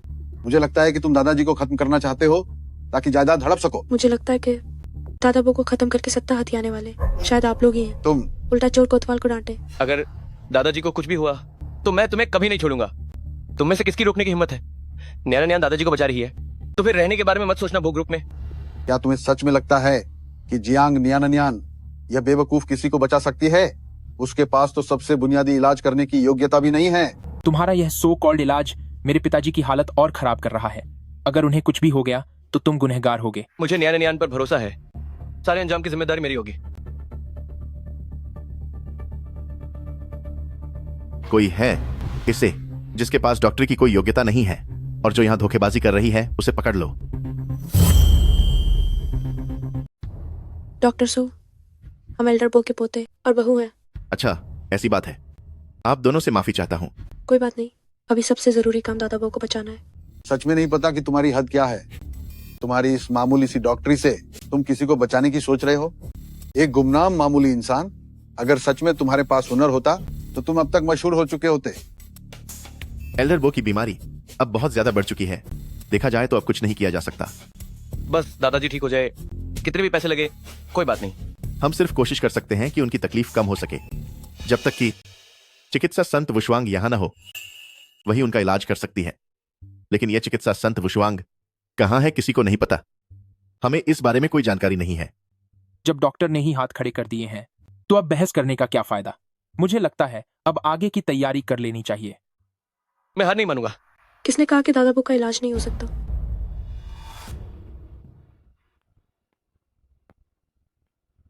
जब मैं चिकित्सा संत वुशुआंग इलाज शुरू करूंगी तो यमराज को भी रास्ता छोड़ना होगा। जब तक मैं वुशुआंग यहाँ हूँ, यमराज को पीछे हटना ही होगा। ये तो बस एक नकली चीज है। इसे दिखाकर लोगों को ठगना बंद करो। मुझे लगता है कि यही सही मौका है कि इस परिवार का बंटवारा कर दिया जाए। बिल्कुल सही। दादाजी बिल्कुल ठीक हो जाएंगे। अगर किसी ने भी चालाकी करने की कोशिश की और उनके इलाज में देरी हुई तो फिर मैं उसे कड़ी सजा दूंगा। तुम सब सच में बेकार हो।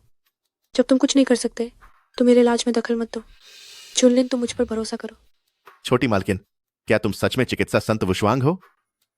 मैं एक डॉक्टर हूं। मरीज की जिम्मेदारी मेरी है। बिल्कुल असली हूँ। मैं दादाबू की हालत के साथ खिलवाड़ नहीं करूंगी। पिछली बार तुम्हारी किस्मत अच्छी थी। क्या तुम्हें सच में लगता है कि तुम किस्मत बदल सकती हो? तुम चिकित्सा संत वुशुआंग हो। जरा आईने में अपनी सूरत देखो। क्या तुम इसके काबिल हो?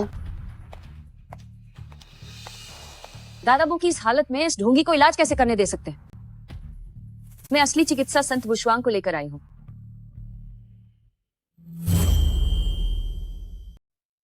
एल्डर बो की हालत के बारे में मुझे पहले से ही पता है। मेरा इलाज भगवान की तरह है जो उसे इस मुसीबत से बचा सकता है। तुम जैसे धोखेबाज मेरे सामने धोखाधड़ी करने की हिम्मत कैसे हुई? न जाने तुमने अब तक कितने मरीजों को चूना लगाया है। इस तरह से पैसे लूटना सिर्फ और ज्यादा मरीजों को नुकसान पहुंचाएगा।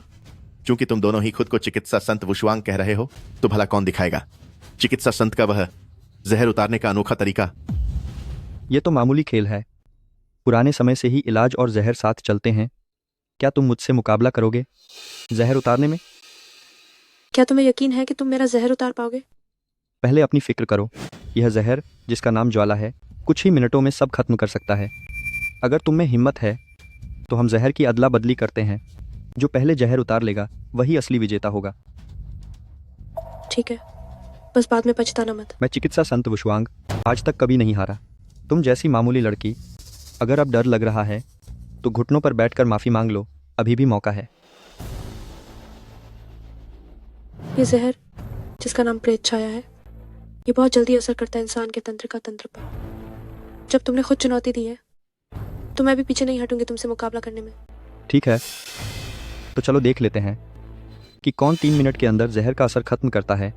जो पहले कामयाब होगा वही जीतेगा। नयन नयन, ये बहुत जोखिम भरा है। कोई बात नहीं, बस एक मामूली मुकाबला है।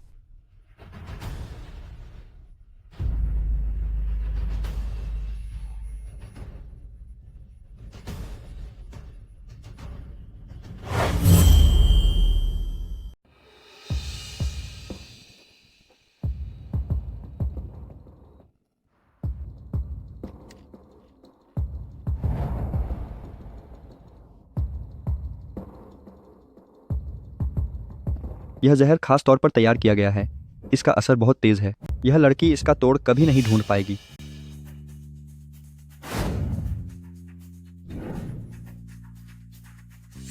अब माफी मांगने के लिए तैयार हो जाओ। बुरे नहीं हकीम।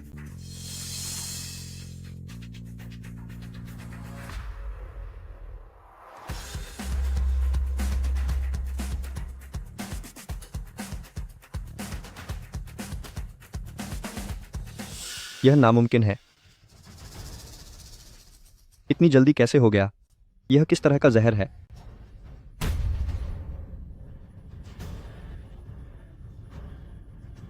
मुझे क्या हो रहा है? मुझे यह क्या हो रहा है? जहर चाहे कितना भी शक्तिशाली क्यों ना हो, वो मुझे नहीं हरा सकता। 3 मिनट के अंदर मैं इसे जरूर ठीक कर दूंगी।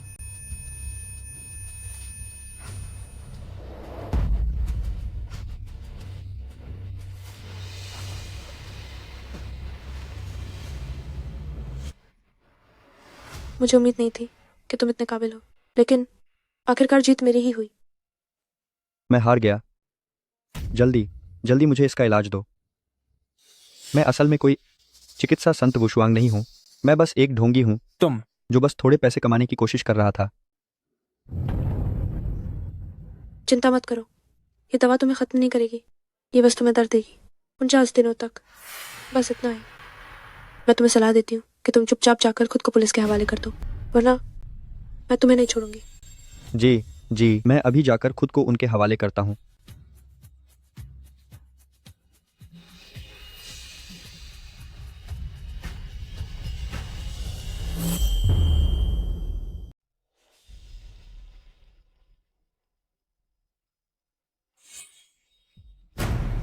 जियांग न्याननियान, अगर तुमने इलाज कर दिया तो ठीक है, लेकिन अगर इलाज में कोई बाधा आई तो इसके जिम्मेदार तुम होगे। जुनलिन मेरे पति हैं, मैं खुद दादा बो का पूरा ख्याल रखूंगी। अगर यमराज उन्हें अभी खत्म करना चाहे तो मैं उन्हें बचाने की ताकत रखती हूँ। रही बात तुम्हारी, कुछ पता ना हो तो चुप रहा करो, वरना जुबान पर लगाम देना बेहतर होगा। तुम बस मौका देकर अपनी महानता दिखा रही हो ताकि जुनलिन भैया को खुश कर सको। इतनी बड़ी बड़ी बातें कर रही हो, पर तुम्हारी असलियत सब जानते हैं। क्या तुम वाकई इस जैसी औरत के लिए दादाजी की हालत के साथ खिलवाड़ करोगे? अगर दादा बो को कुछ भी हुआ तो मैं अपनी जिम्मेदारी से पीछे नहीं हटूंगी, लेकिन अगर तुम्हारी देरी की वजह से इलाज में रुकावट आई तो उसकी सारी जिम्मेदारी तुम्हारी होगी। अगर दादाजी को कुछ भी हुआ तो मैं खुद हिसाब चुकता करूंगा कि किसने इलाज में अड़चन डाली।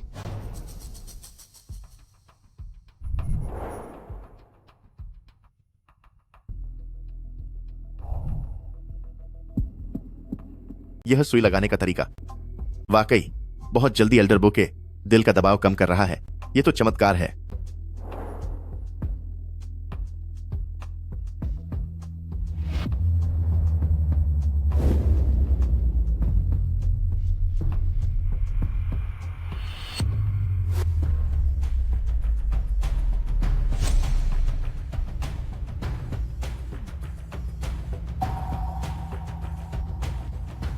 दादाजी, दादाजी, दादाजी,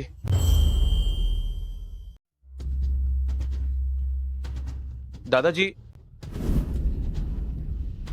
दादा वो अभी होश में आए हैं, इसीलिए उनमें ऐसे लक्षण दिख रहे हैं। जियांग न्याननियान, तुम्हारी वजह से दादाजी की हालत और खराब हो गई है। ऊपर से तुमने गलत तरीके से सुइयां भी लगा दी।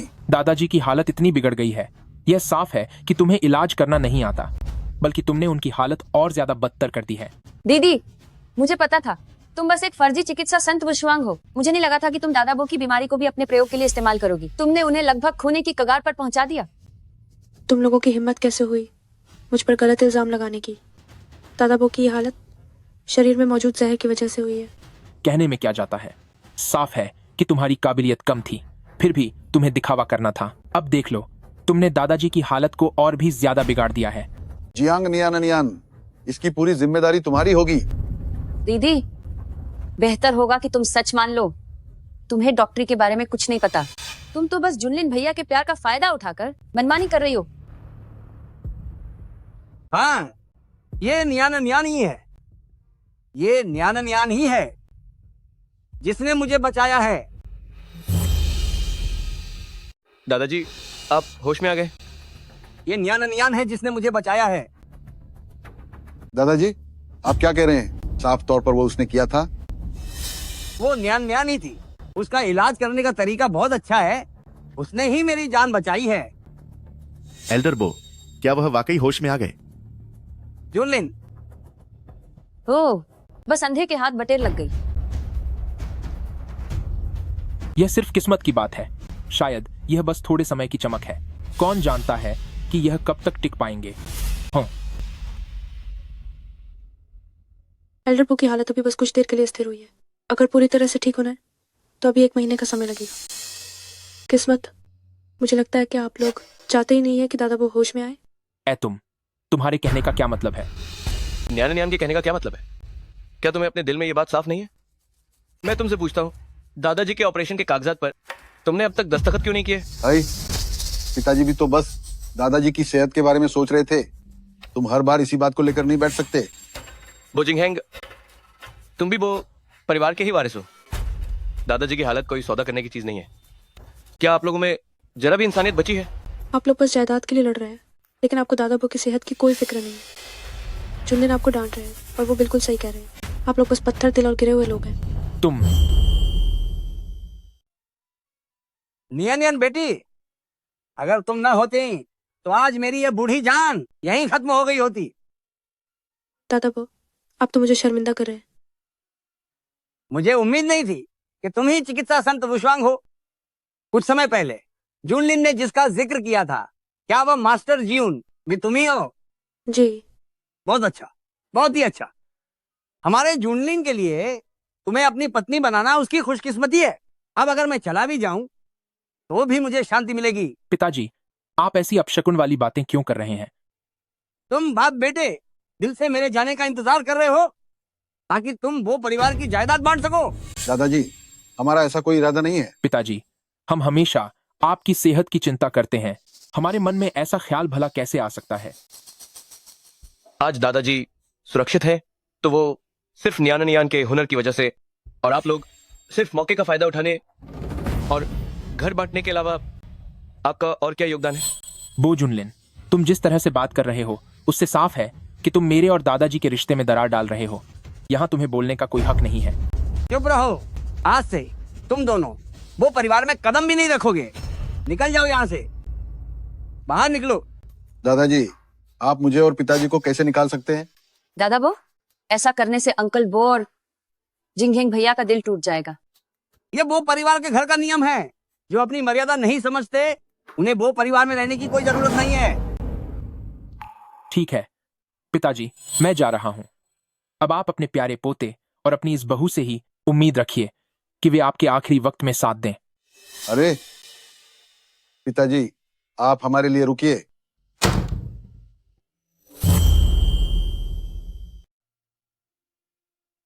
दादा बो, हालांकि आपकी हालत अभी स्थिर हो गई है, लेकिन आयुर्वेदिक इलाज का असर धीरे होता है। इसमें अभी 1 महीने का समय लगेगा। इस बार तुम्हारे लिए परेशानी हुई। अगर मैं कुछ साल और रह गया तो शायद मैं तुम्हारे बच्चों को पैदा होते देख पाऊंगा और उन्हें दिन ब दिन बड़े होते हुए देख सकूंगा। दादाजी, आप चिंता मत कीजिए। जब तक मैं यहाँ हूँ आप जरूर 100 साल तक जिएंगे। ठीक है, तब मैं अपने पड़पोतों के साथ मिलकर खेलूंगा।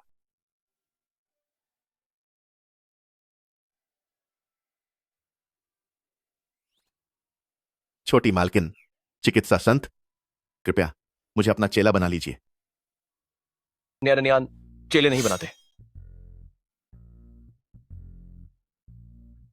क्या ये आदमी मुझसे चल रहा है? ये काफी प्यारा है। मैंने अभी छोटी मालकिन के सुई लगाने का तरीका देखा, जो बहुत ही शानदार था। मैं तो इनके सामने कुछ भी नहीं हूं। मुझे माफ करना, अभी मेरा चेला बनाने का कोई इरादा नहीं है। तो अगली बार जब आप एल्डर बो का इलाज करेंगी तब मैं आपकी मदद करूंगा। ठीक है, तो डॉक्टर से को परेशानी होगी। कोई परेशानी नहीं, कोई परेशानी नहीं। तुम लोग इतनी दूर से आए हो, काफी थक गए होगे। शाम को वो परिवार वापस चलो, दादाजी तुम्हारे स्वागत की तैयारी करेंगे। ठीक है दादा बहू।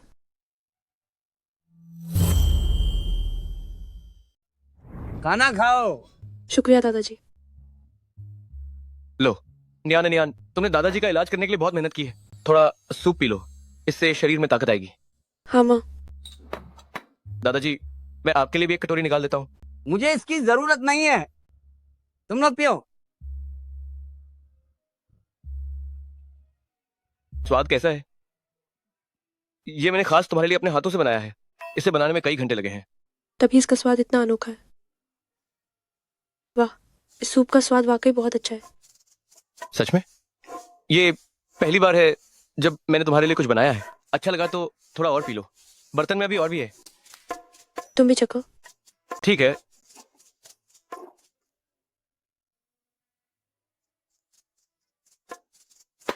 अगली बार फिर तुम्हारे लिए बनाऊंगा। दादाजी। जुनलिन, मुझे तुमसे कुछ जरूरी बात करनी है। मैं अब बूढ़ा हो गया हूँ। मैं सोच रहा हूँ कि हमारे बो ग्रुप की जिम्मेदारी अब तुम्हारे हाथों में सौंप देनी चाहिए। दादाजी आप बेफिक्र रहें, मैं आपकी मेहनत को पूरी तरह सुरक्षित रखूंगा।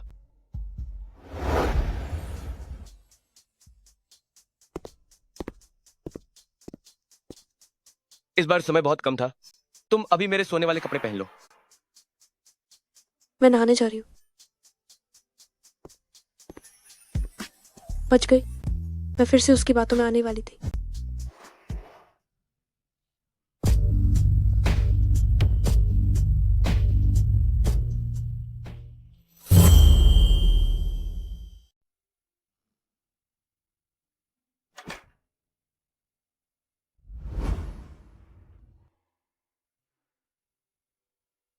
नहा लिया? हाँ। तुम शर्मा रहे हो? ऐसा कैसे हो सकता है?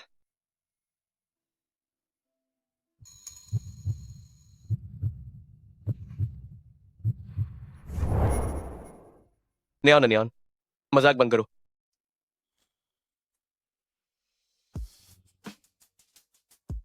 तुम्हारे शरीर से अभी भी साबुन की महक आ रही है। तुम आग से खेल रही हो?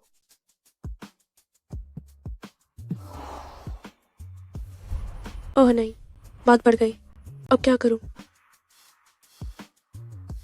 तुम फिक्र मत करो, तुम्हारी मर्जी के बिना मैं तुम्हें हाथ नहीं लगाऊंगा। क्योटो में रहने के दौरान तुम बाईं तरफ सोना, मैं दाईं तरफ सोऊंगा।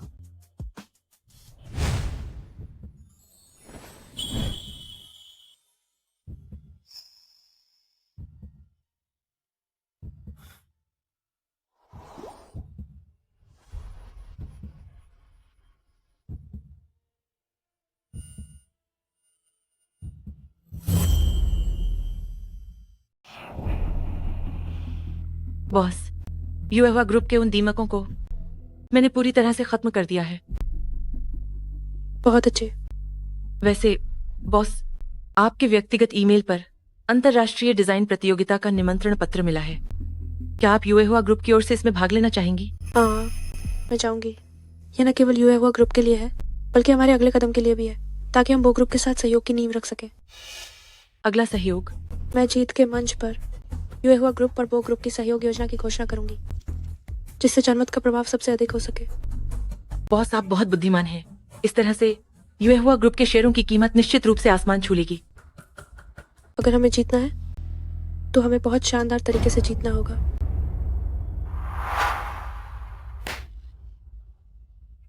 सुना है कि जियांग नियान भी युएहुआ का प्रतिनिधित्व करते हुए डिजाइन प्रतियोगिता में भाग लेने की तैयारी कर रही है। यह बुरी लड़की बहुत चालाक है, उसे किसी भी हाल में सफल नहीं होने देना चाहिए। यह प्रतियोगिता हमारे लिए वापसी करने का एक बहुत अच्छा मौका है। हम दोनों परिवारों को एक साथ मिलकर काम करना होगा और याओ याओ का पूरा समर्थन करना होगा। मुझे खिताब जीतने का पूरा भरोसा है। ठीक है, मैं अपने सारे संपर्कों का उपयोग करूंगा ताकि याओ याओ का रास्ता साफ हो सके और कोई गलती ना हो। याओ याओ, तुम पूरी लगन से तैयारी करो। मैं और तुम्हारी माँ पीछे से तुम्हारे लिए सब संभाल लेंगे। जब दोनों परिवार एक साथ मिल जाएंगे तो हम फिर से ऊंचाइयों पर पहुंच जाएंगे।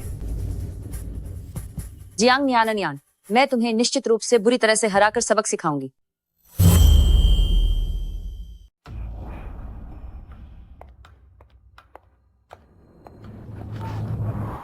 माफ कीजिएगा, माफ कीजिएगा। मैं आपको ड्राई क्लीनिंग के पैसे दे दूंगा। कोई बात नहीं, तुम जाओ। प्रतियोगिता बस शुरू ही होने वाली है, कपड़े बदलने का समय नहीं बचा है। हेलो जुनलिन, जब तुम आओगे तो मेरे लिए कपड़ों का एक जोड़ा ले आना।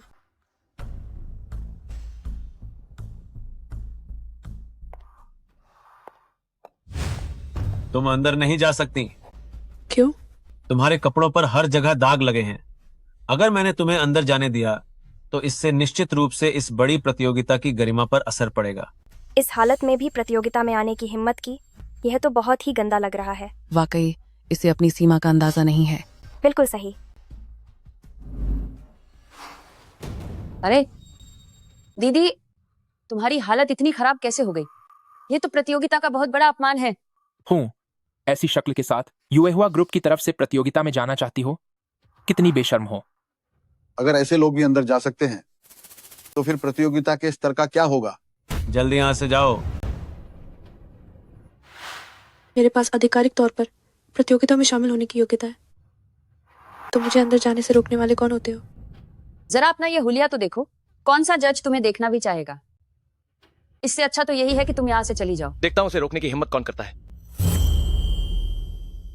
मैं देखता हूं कौन उसे रोकने की हिम्मत करता है।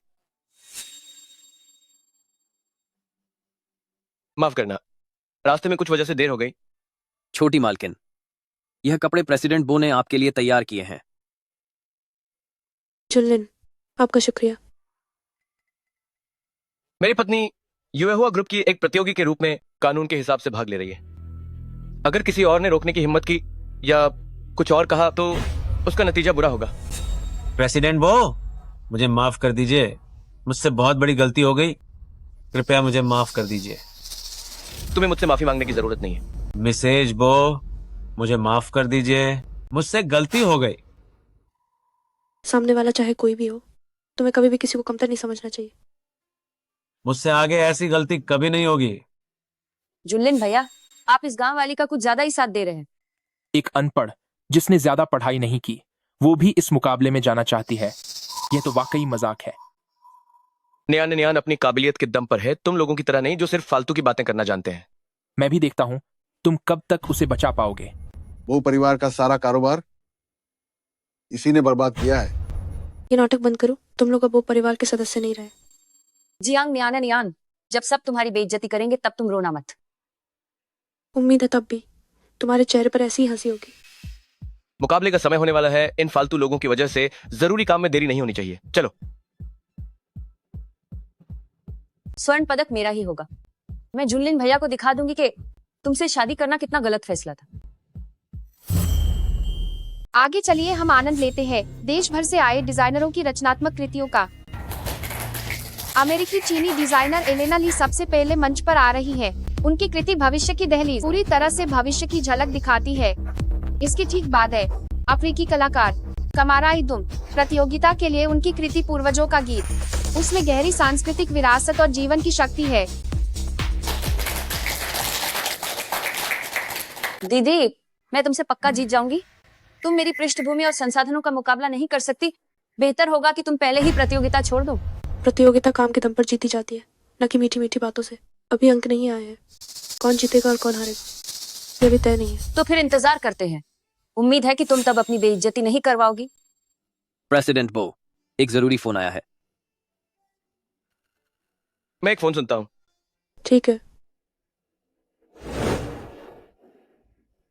लगता है जुनलिन काम के सिलसिले में व्यस्त होने वाले हैं। सभी प्रतियोगियों का धन्यवाद इतने शानदार प्रदर्शन के लिए।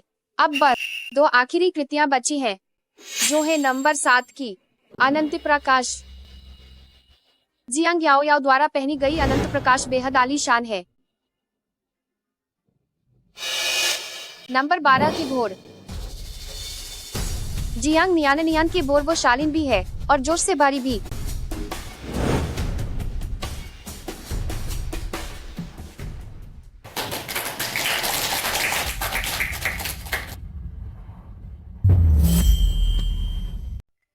कृपया सब लोग शांत रहे।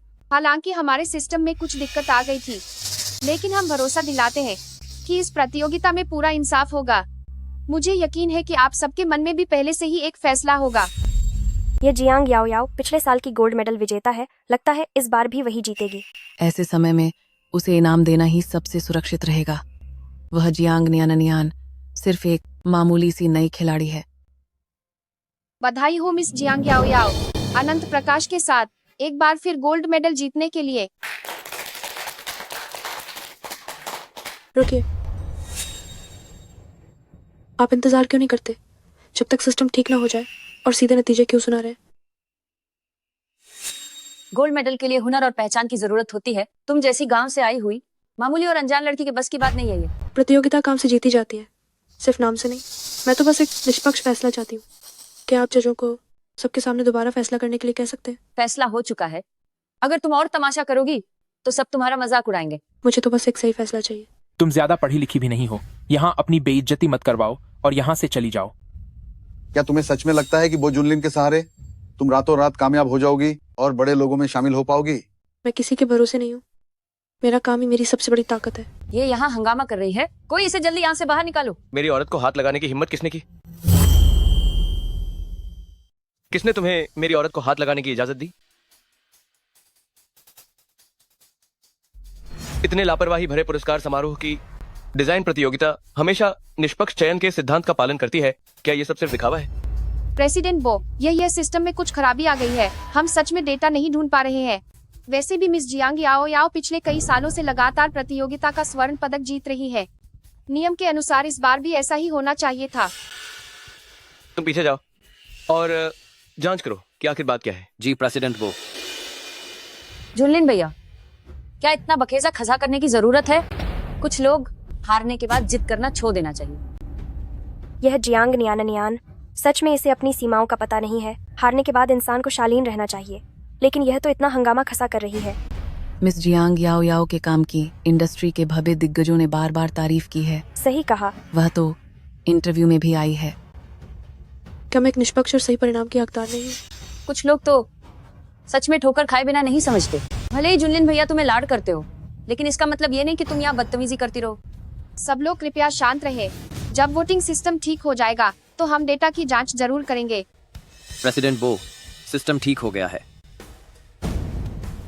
यह कैसे हो सकता है? डेटा गायब कैसे हो गया? कुछ लोग बड़ी बड़ी बातें करते हैं इंसाफ पाने की, लेकिन इस सिस्टम में कहीं भी उसका नाम नहीं मिल रहा है। शायद या तो मुकाबले की योग्यता में कोई दिक्कत है या फिर मुकाबले के दौरान कोई गलत काम किया गया है। लगता है तुम न सिर्फ हुनर में पीछे हो, बल्कि छोटी मोटी चालें चलने में भी माहिर हो। अभी किसी नतीजे पे मत पहुंचो। जियांग याओ याओ, तुम्हारा नतीजा अभी घोषित नहीं हुआ है। जरा जियांग याओ याओ का नतीजा चेक करो। जुनलिन भैया, नतीजा सामने आ चुका है। तुम्हें इस बुरी औरत का साथ देने की जरूरत नहीं है, सिर्फ इसलिए क्योंकि ये अपनी मीठी बातों से तुम्हें खुश करना जानती है। अगर जुबान काम की नहीं है तो इसे चुप ही रखो। सारा दिन बस बोलती ही रहती हो, किसी झगड़ालू औरत की तरह। क्या मैं तुम्हें बताऊं कि मैं दिन में कितने कटोरे चावल खाती हूँ? तुम सब लोग इधर देखो, नतीजा आ गया है। ये 88वें नंबर का क्या चक्कर है? क्या यह आखिरी नंबर नहीं है? जो आखिरी नंबर पर है वो गोल्ड मेडल विजेता कैसे हो सकता है? आखिर ये सब हो क्या रहा है? पक्का सिस्टम में कोई गड़बड़ी हुई है। अभी जब कोई और काम करने में गलती कर रहा था तब तुम इतने तरह क्यों रहते? अब जब तुम्हारी बारी आई है तो ये सिस्टम की गलती हो गई। मेरा काम आखिरी नंबर पर कैसे हो सकता है? जियांग नियान, पक्का ये तुम्हारी बिछाई हुई कोई चाल है? तुम जानबूझकर मुझे बर्बाद करना चाहती हो। मैं तुम्हारे जैसी गलत तरीकों से ऊपर पहुंचने वाली लड़की नहीं हूँ। तुम यहाँ ज्यादा सीधी बनने का नाटक करके मुझ पर इल्जाम मत लगाओ। सिर्फ हंगामा खसा करने से तुम्हें गोल्ड मेडल नहीं मिल जाएगा। जियांग नियान, क्या तुम्हारा नाटक खत्म हुआ? निष्पक्षता और पारदर्शिता इस प्रतियोगिता की मर्यादा है। तुम खुद काबिल नहीं हो वो अलग बात है, पर तुम्हारी इतनी हिम्मत कि तुम धोखाधड़ी करो और याओ याओ को भी इसमें घसीटो। वो इतनी काबिल नहीं कि मैं उसके लिए अपना वक्त बर्बाद करूं। तुम झूठ बोल रही हो। पक्का ये तुमने ही किया है। तुम ही पीछे से चाल चल रही हो। बस बहुत हुआ। जियांग न्यान को किसी बेईमानी करने की जरूरत नहीं है। अगर एक बार मुझे पता चल गया कि किसी ने धोखाधड़ी की है तो उसे इसकी भारी कीमत चुकानी होगी। ये गंवारी लचकी सच में हंगामा खर्चा करना जानती है। लगता है मामला इतना सीधा नहीं है। क्या सच में प्रतियोगिता में कोई गहबा है? क्या किसी को अंदर की बात पता है? जाकर पूरी जांच करो। जी प्रेसिडेंट बो, आप सभी जूरी के अध्यक्ष के रूप में मेरे लिए यह जरूरी है कि मैं आप सबके सवालों का जवाब दूं। इस प्रतियोगिता की जजों की प्रक्रिया पूरी तरह से निष्पक्ष और सही है। वोटों की गिनती के सिस्टम को सुधारने के बाद हमें कुछ समस्याओं का पता चला है। क्या सच में कुछ गड़बड़ पकड़ी गई है? क्या वाकई किसी ने नकल करके इनाम जीता है? यह तो बहुत बड़ी खबर है। सही कहा। जियांग याओ याओ की प्रतियोगिता की कलाकृति में नकल की गंभीर समस्या पाई गई है। प्रतियोगिता के नियमों के अनुसार उनकी भागीदारी रद्द की जाती है। नहीं, मैंने कोई नकल नहीं की है। पक्का तुमने जियांग न्यान से कोई फायदा उठाया है और जानबूझकर मुझे फंसा रहे हो। बिना सबूत के बेकार की बातें मत करो। अपनी उन पुरानी चालों से मुझ पर झूठा इल्जाम लगाने की कोशिश मत करो। क्या तुम्हें लगता है कि सब बेवकूफ है? जियांग न्यान, कृपया अपनी जुबान पर लगाम दो। अध्यक्ष, जजों का ऐसा फैसला सबके मन में प्रतियोगिता की निष्पक्षता पर सवाल खड़ा कर देगा। आखिर सच क्या है? साफ साफ बताइए। हमने कई सबूतों की जांच की है जो जियांग याओ याओ की नकल की बात साबित करने के लिए काफी हैं। अगर कोई ऐतराज है तो आप कानूनी रास्ता अपना सकते हैं। मैं इसे नहीं मानती।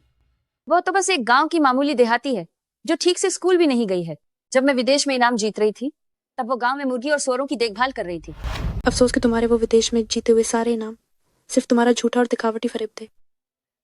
तुम्हारे लिए कौन सबूत दे सकता है? मैं दे सकती हूँ। वह हुवागुओ है। क्या वह बेहतरीन काबिलियत वाली यूयुलान है?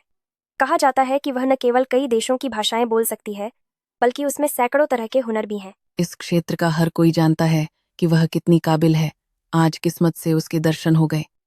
गुरुजी, क्या आप अपनी यात्रा से वापस आ गई? अगर मैं वापस नहीं आती तो तुम्हारा साथ कैसे देती? तुम लोगों ने गंदी चालें चलकर बार बार मेरी शिष्या को परेशान किया है। आज मैं इसका हिसाब लेकर रहूंगी।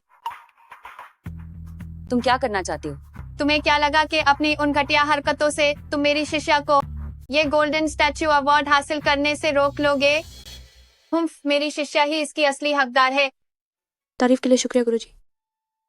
याद रखना, ये कामयाबी तुम्हारी मेहनत का ही नतीजा है। हमेशा जमीन से जुड़ी रहना। मैं समझ गई। सच में सोचा नहीं था कि उसके पीछे वाकई युलान का हाथ होगा। यह जिद्दी लड़की वाकई बहुत चालाक निकली। इसने तो हमें बुरी तरह बेवकूफ बनाया। तुम लोग अगर फिर से कोई गंदी चाल चलने की कोशिश की तो मैं तुम्हें सबक सिखाऊंगी। भले ही ये देहाती आपकी शिष्या हो तो क्या हुआ? फिर भी ये रहेगी तो बेकार ही, किसी काम की नहीं। अगर ये बेकार है तो फिर तुम क्या चीज हो? मेरी ये प्यारी शिष्या अद्वितीय दिव्य चिकित्सक भी है, चित्रकार जियून भी है और आज की दुनिया की मशहूर म्यूजिक मेस्ट्रो आयरीन भी है। तुम लोग भले ही इसकी पहचान की परवाह न करो, लेकिन ये जरूर सोच लेना कि क्या तुम इसके पीछे खड़े लोगों से दुश्मनी मोल ले सकते हो, जैसे कि मुझसे। गांव से आई एक गंवार लड़की वाकई अच्छी कहानियां बुन लेती है। अगर इसे जुनलिन भैया का साथ न मिला होता तो इसकी क्या हैसियत थी कि यहाँ खड़ी हो पाती? तुम जिस हैसियत की बात कर रही हो वो तुमने सिर्फ धोखे और गंदी चालों से हासिल की है। वो सब दिखावटी है। अब ये खेल खत्म हुआ।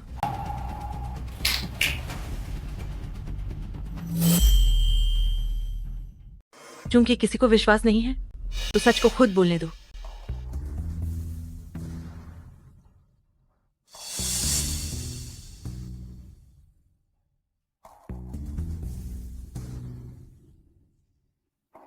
तो उसकी काबिलियत इतनी जबरदस्त है, हमारा उससे मुकाबला बस ना के बराबर है। ये सब बस दिखावे के लिए बनाई गई पहचान है।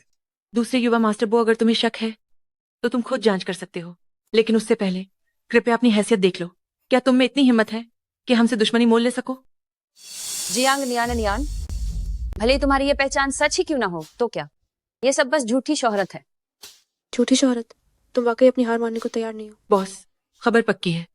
इन सब ने आपस में हाथ मिलाया और यूएहुआ ग्रुप के राज बेच दिए।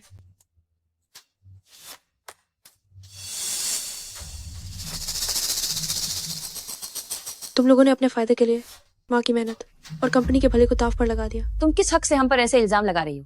क्या तुम्हें सच में लगता है कि तुम हमें पूरी तरह बर्बाद कर दोगी? आज मैं तुम सबका असली चेहरा बेनकाब कर दूंगी।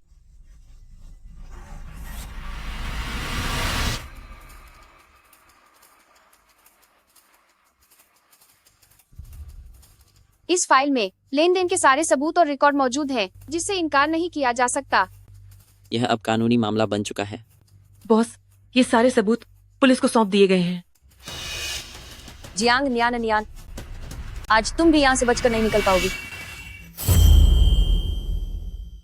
जियांग नियान नियान, आज तुम भी बचकर नहीं जा पाओगी।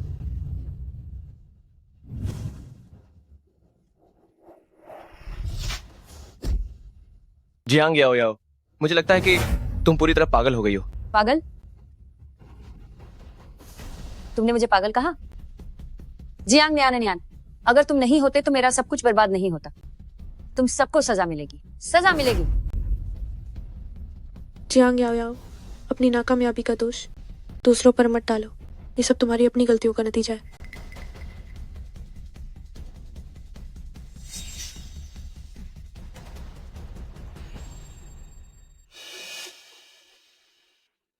मेरे शिष्य को परेशान करने की हिम्मत की, तो अब देखो परेशान होना कैसा होता है। तुम लोग, तुम्हारी इतनी हिम्मत। ये दवा क्या है? मैं तुम सबको सबक सिखा कर रहूंगी।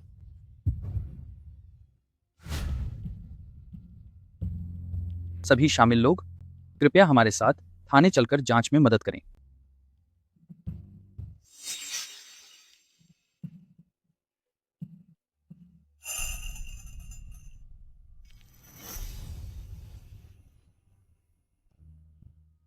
न्यान न्यान, न्यान न्यान, न्यान न्यान, उसकी सेहत हाल ही में बिल्कुल ठीक रही है। ये क्या हुआ? नियन नियन, वह माँ बनने वाली है। माँ बनने वाली है? न्यान न्यान, माँ बनने वाली है? मैं पिता बनने वाला हूं। हाँ, इसकी नब्ज देखकर लगता है कि उसे माँ बनने वाली हुए कुछ दिन बीत चुके हैं।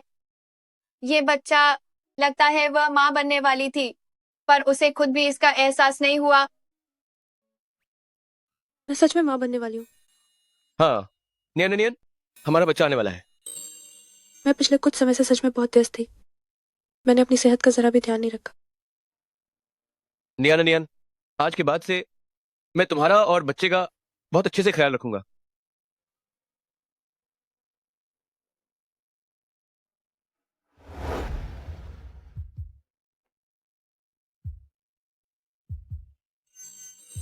बच्चे ने मुझे लात मारी। तुम्हें क्या लगता है हमारा बच्चा किसकी तरह दिखेगा? आओ। अभी तो बच्चे का जन्म भी नहीं हुआ है, मुझे कैसे पता होगा? न्यान न्यान, हमने साथ में बहुत कुछ सहा है। अब मुझे समझ आया है कि असली खुशी तुम्हारे साथ होने में है, एक मुकम्मल परिवार के साथ। जुनलिन, हमेशा मेरा साथ देने के लिए तुम्हारा शुक्रिया।